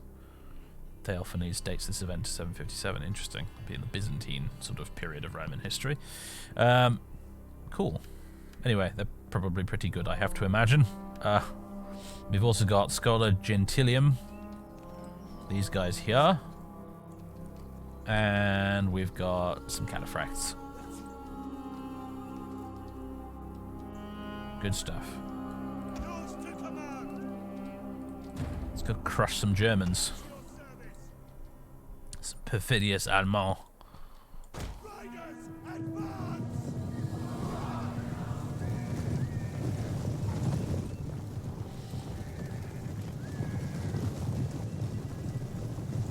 Where is Valentinian himself? There he is in the purple. Very easily identifiable. Look at the shield. Very nice. Jeweled helmet and everything. Purple feathers, purple cloak. Looking very imperial. And there's the enemy.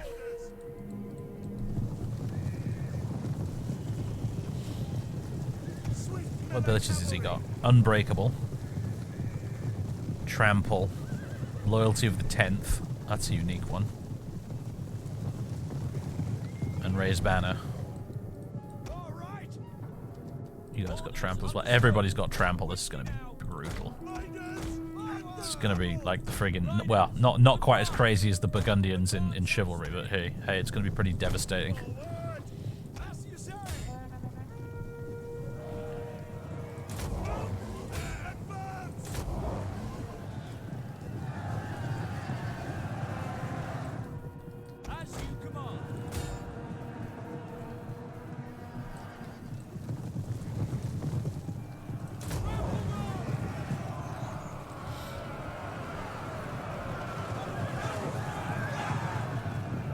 Smash.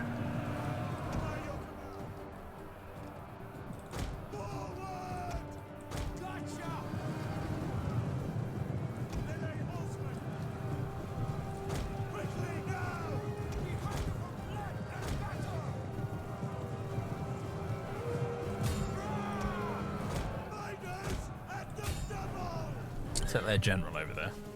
Ebor, healer of Godan. Gonna be dead pretty soon. Let's pop loyalty to the 10th, shall we?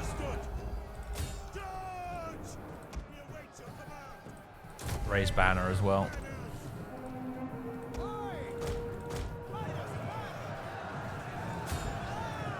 guys are broken as well.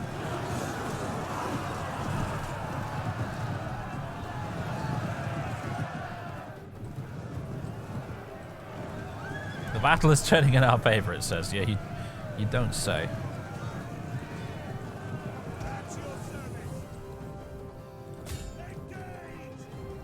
Kill him. This probably isn't a bad unit of cavalry here, to be fair. These Gilaibo. They're well armoured. They've got big lances. They're not bad. It's just they're up against the absolute best of the best.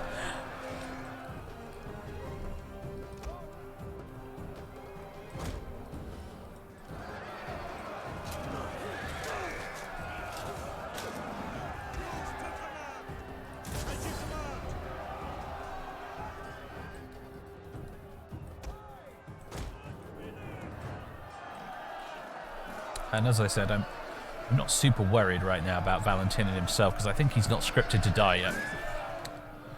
Unfortunately, it means he might actually die of a stroke, just like he did in real life in this campaign, which would be a bit of a shame. But them's the breaks, I guess. Looks like the high-level Imperial soldiers in Bannerlord.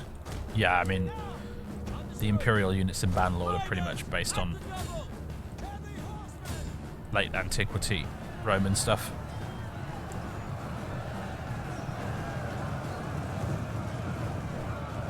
Considering this is one of my favourite periods of history, it's weird that I don't play Bannerlord more often, but I've really struggled to get into it for some reason.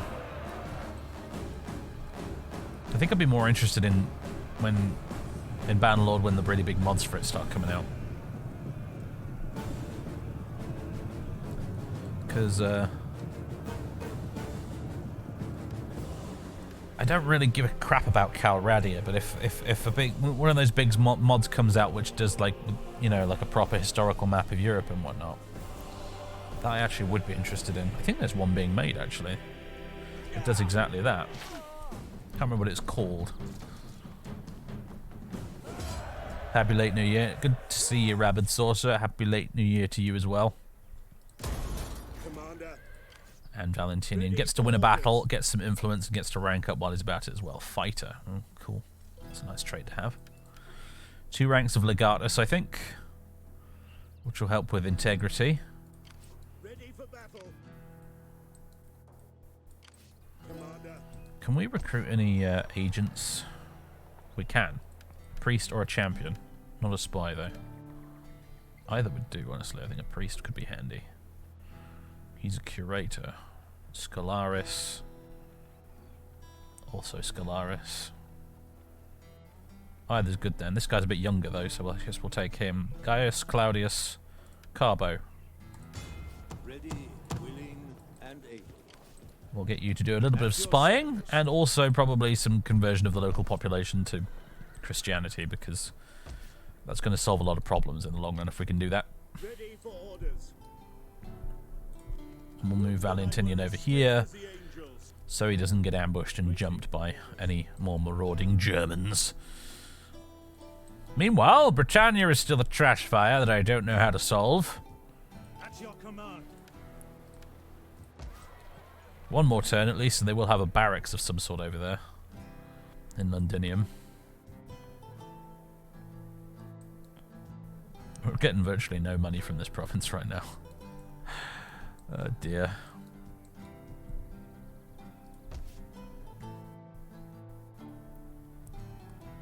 And Lugdunensis is pretty pissed.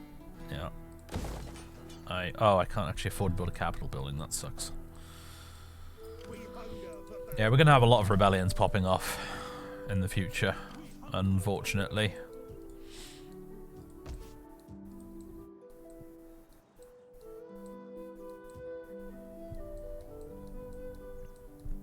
What are we dealing with over here then? So who's who over here? We've got the Atticotians, some Saxons off the coast over there.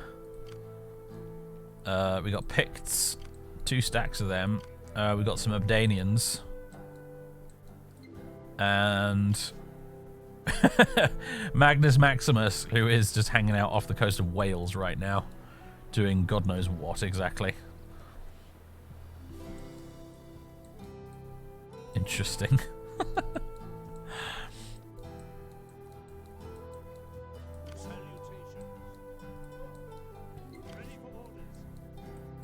He's taken his horse archers and put them on boats. I don't really know why. At your command. Could take you guys and just squish that last unit of Quadians. That little army there. Let's do that. Let's just auto-resolve this, I think. Protective, I guess. Try and minimize casualties.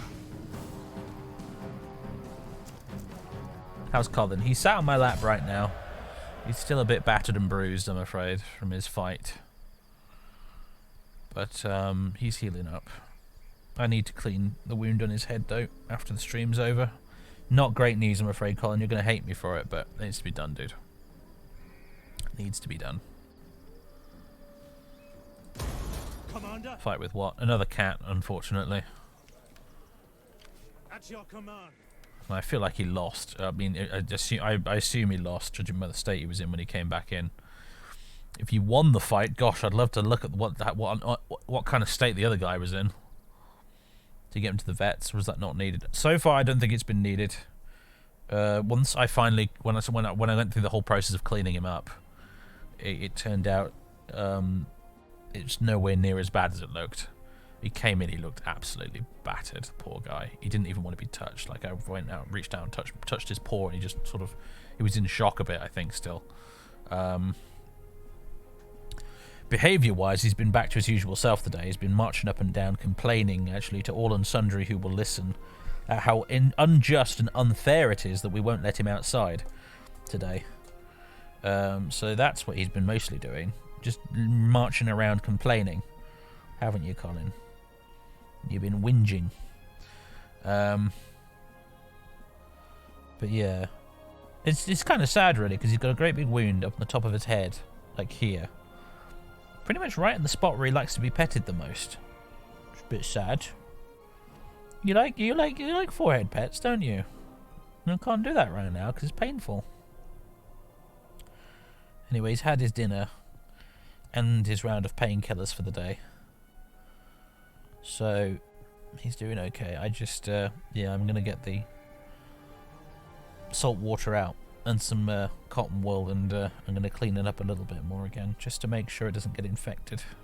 It's going to sting, though, Colin, because I'm going to be literally rubbing salt in the wounds. But it looks okay. He's mostly, aside from this one cut he's got there, he's mostly just got a few bald patches here and there where clumps of fur have been torn out. But, you know, superficial damage, basically.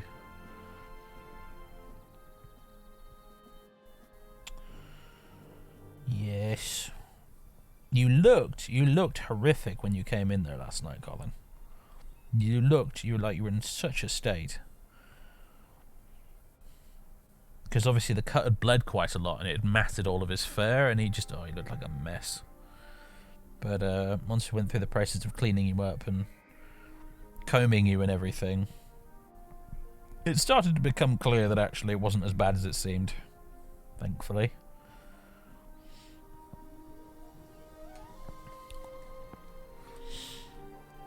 Right, what were we doing? Legio 6 Herculia.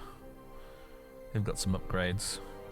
Integrity, give integrity. Normally, I love it actually, I really do. Like normally in this game I wouldn't give a crap about integrity.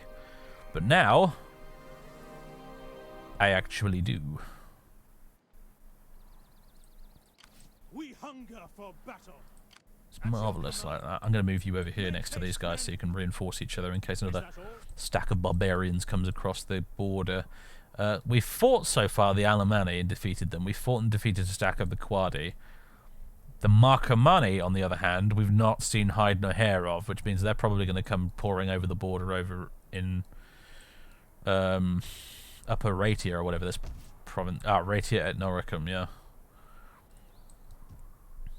One of my favourite old-school written Let's Play / after-action report things for Rome Total War was set up here. It was a series called At the Limes, written by a guy whose username I can't remember, but it was very, very good. He obviously knew lots about the history of the period, and it was an Invasio Barbarorum written Let's Play. And basically what he did for it was, rather than writing about his entire campaign across the entirety of the Western Roman Empire, he focused all of the written Let's Play on this one province, Raetia, basically, and all the characters and armies that were fighting specifically in and around Augusta Vindelicorum. And it was really friggin' good. It was a classic example of how awesome old school written Let's Plays used to be.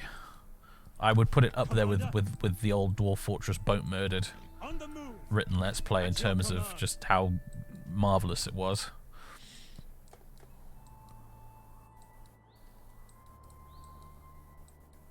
But it was the whole focus of the Let's Play was on this one province. You occasionally got hints of what was going on elsewhere in the world during the course of the narrative, but mostly it was just focused on the people and characters based in here. And it was really good. We hunger for battle. We hunger for battle. Yeah, what do we do with you guys? Ready for orders.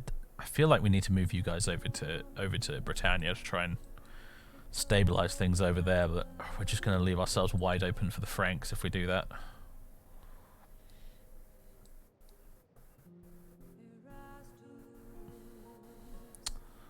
Oh, I'm sorry to hear that, Rabid Saucer. That's never nice.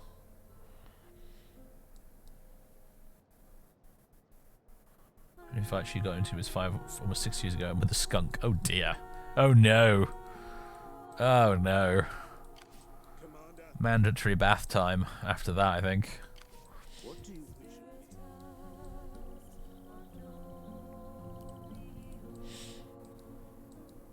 Commander? Oof, I do not know what to do with Britannia right now. Britannia is a disaster. I think maybe we just need to sort of... I'm trying to hold Londinium, but we might have to abandon that as well, frankly. Depends how bad things get over in this neck of the woods. Mostly, it's going to be hard to get anything done until our economy is working properly. And also, we need to solve the public order issues, because otherwise we're going to just have endless repeating rebellions. Now, we are trying to solve it. I'm building capitals left, right, and center. Now, the basic capital building is, like, okay. It's public order +3. Gives you a little bit of extra wealth as well, which is nice from culture. But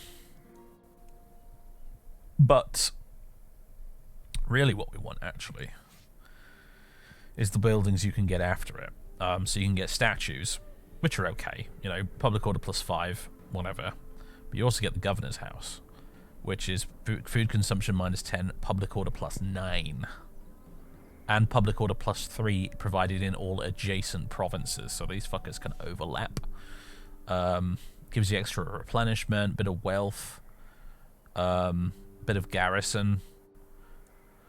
The governor's house is what we really want, and then after that you can even get the governor's estate, which is public order +13. So once we get these up and running across our empire, that's going to hopefully put a dent in the public order issues, and then those will also slowly be resolved as we can hopefully try and continue converting the population to Christianity, although that is not frankly going particularly well. I mean, even in Rome itself, Nicene Christianity is going down at the moment, so ugh. Hell, we've got statues here in Rome, which makes sense, you know, it's Rome after all. But I do wonder if that's worth converting into a governor's house at our earliest opportunity. Of course, we actually do have positive public order in Rome. It's one of the only places in our empire, I think, where we do have positive public order. So...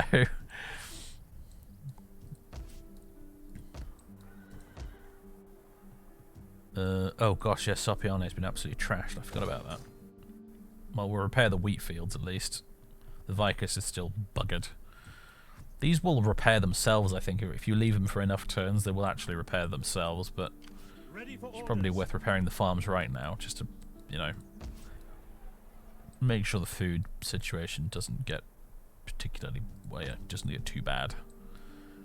Speaking of other situations, we've got a bit of a squalor problem as well. It's a 3% outbreak chance right now in Ravenna. And frankly, it's amazing how frequently that damn 3% chance will actually, you know, result in plague. It doesn't, you look at it and you think 3% chance, that's almost nothing. And then you actually play the campaign and it's like, oh my god, everywhere is suffering from plague all the time, constantly. How many natural ones am I rolling here?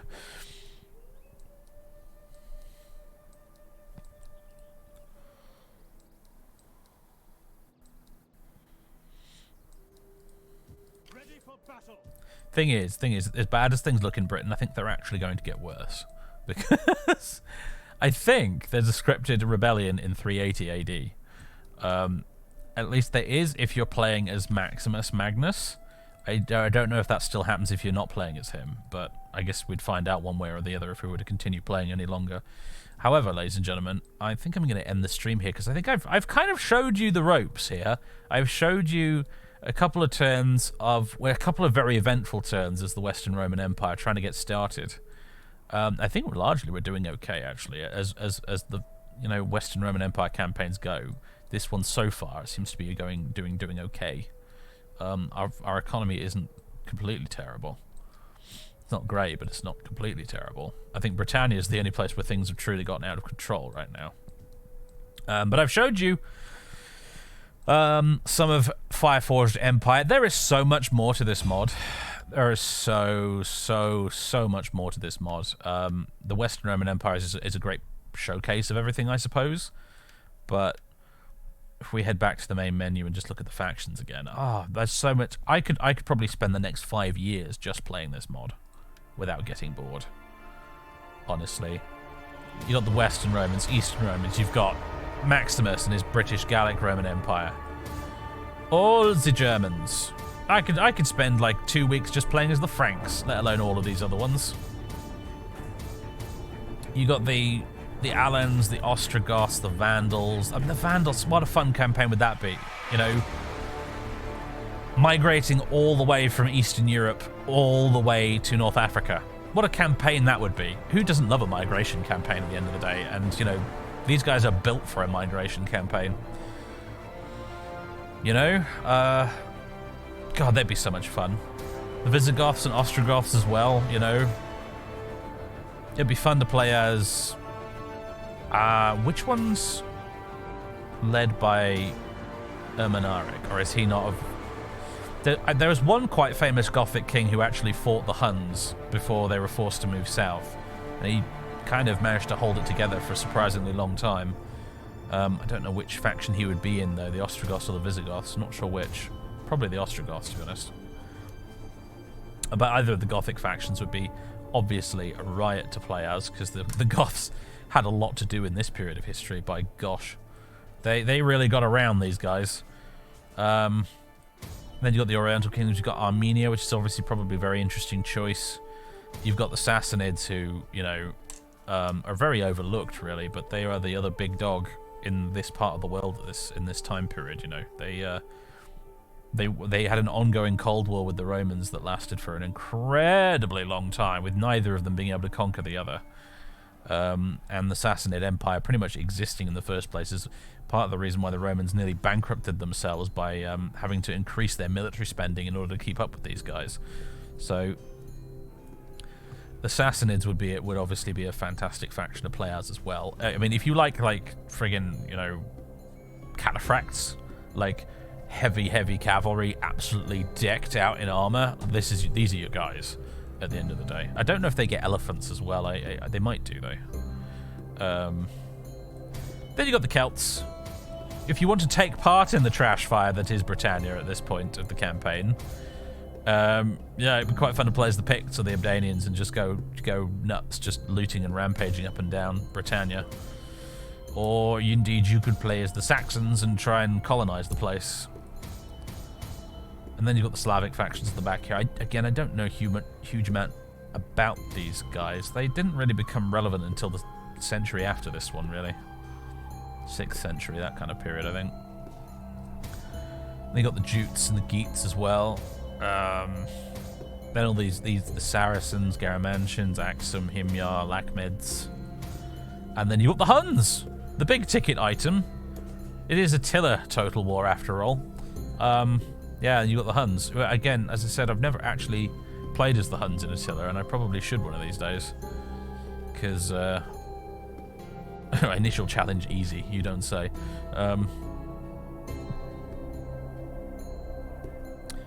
Yeah, could be a laugh. Anyway, Fireforged Empire, ladies and gentlemen. It's bloody great. It recently came out. It's available on the Steam Workshop. If you have Attila, you really should be playing this, in my opinion. You really owe it to yourself to have a go at Fireforged Empire, because it is just Attila, but better.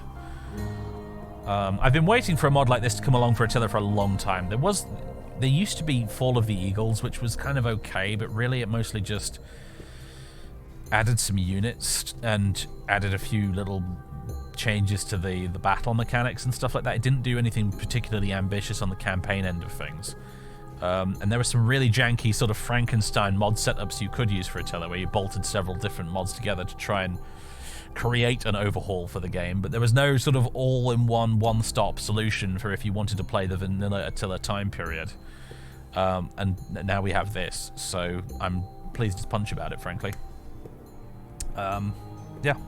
So, folks, hope you've enjoyed watching. If you've been watching on YouTube, I look forward to reading your comments and whatnot. I will be totally, for those who have been asking, I think I will probably be doing a full-blown narrative campaign in this mod at some point on the channel. Maybe once we're done with the Galatian campaign. I'd love to jump into Fireforged here and do something like that. It's going to be either this, I think, or probably... Well, we kind of have three options, really. We have this, we have Insularis Draco, which I'd also love to do something with. Or the third option would be some Lord of the Rings stuff with Third Age. That's tricky, though, because it has the Empire at War problem of having lots of copyrighted music in it, which means I wouldn't be able to monetize the videos. I know there's a mod you can get for Third Age, Divide and Conquer, that replaces the music, so it's doesn't have copyrighted music in it anymore, but unfortunately the music it replaces it with is just garbage and terrible, and I hate it. I would almost rather play without the non-copyright music mod and earn no money from it than actually use that mod, because the music is so bad. But anyway, those are the things I've been considering doing after we're done with the Galatians, although it'll be a little while longer before we're done with the Galatians, so no need to worry about that just now. Anyway, Fireforged Empire gets 2 thumbs up from me. Very, very good. Check it out. I'll see you tomorrow, everybody. If you're watching here on Twitch, I will see you tomorrow for some Knights of the Old Republic. We are currently on Kashyyyk, searching for the next star map, home planet of the Wookiees. So tune in for that tomorrow. And I will see you for that, unless you're not available, in which case fair enough, it is a Saturday, I understand. But anyway, there you go. I don't know what mod we're going to be looking at next week, actually. I haven't decided yet when it comes to the next part of our mod showcase. Leave your suggestions below, I suppose, if there's anything you'd like to see that we haven't covered in the series yet. But yeah, that's it. I think we're done. I'm just going to check to see if there's anybody we can raid. We've got choices. We've got Zamalf playing some XCOM Enemy Unknown. We've got Kikoski playing Dwarf Fortress. And we've got Successfully Lost playing Baldur's Gate 3. I think I'm going to send you over to Kiko. Been a little while since I've raided him. He's playing Dwarf Fortress, which is, you know, kind of one of my favourite games. Not gonna lie. I mean, you know, I'm kind of a fan. You might be able to tell. So, yeah, I'm gonna send you over to Kiko to watch some Dwarf Fortress, everybody. God, one of these days I need to do a Dwarf Fortress series on the YouTube channel. It's been on the to-do list forever at this point. I'm still kind of waiting for the adventure mode update to come out before I really dive into it, but yeah, something I need to do. Anyway, ladies and gentlemen, have fun over at Kiko's, and I'll see you tomorrow. Toodaloo.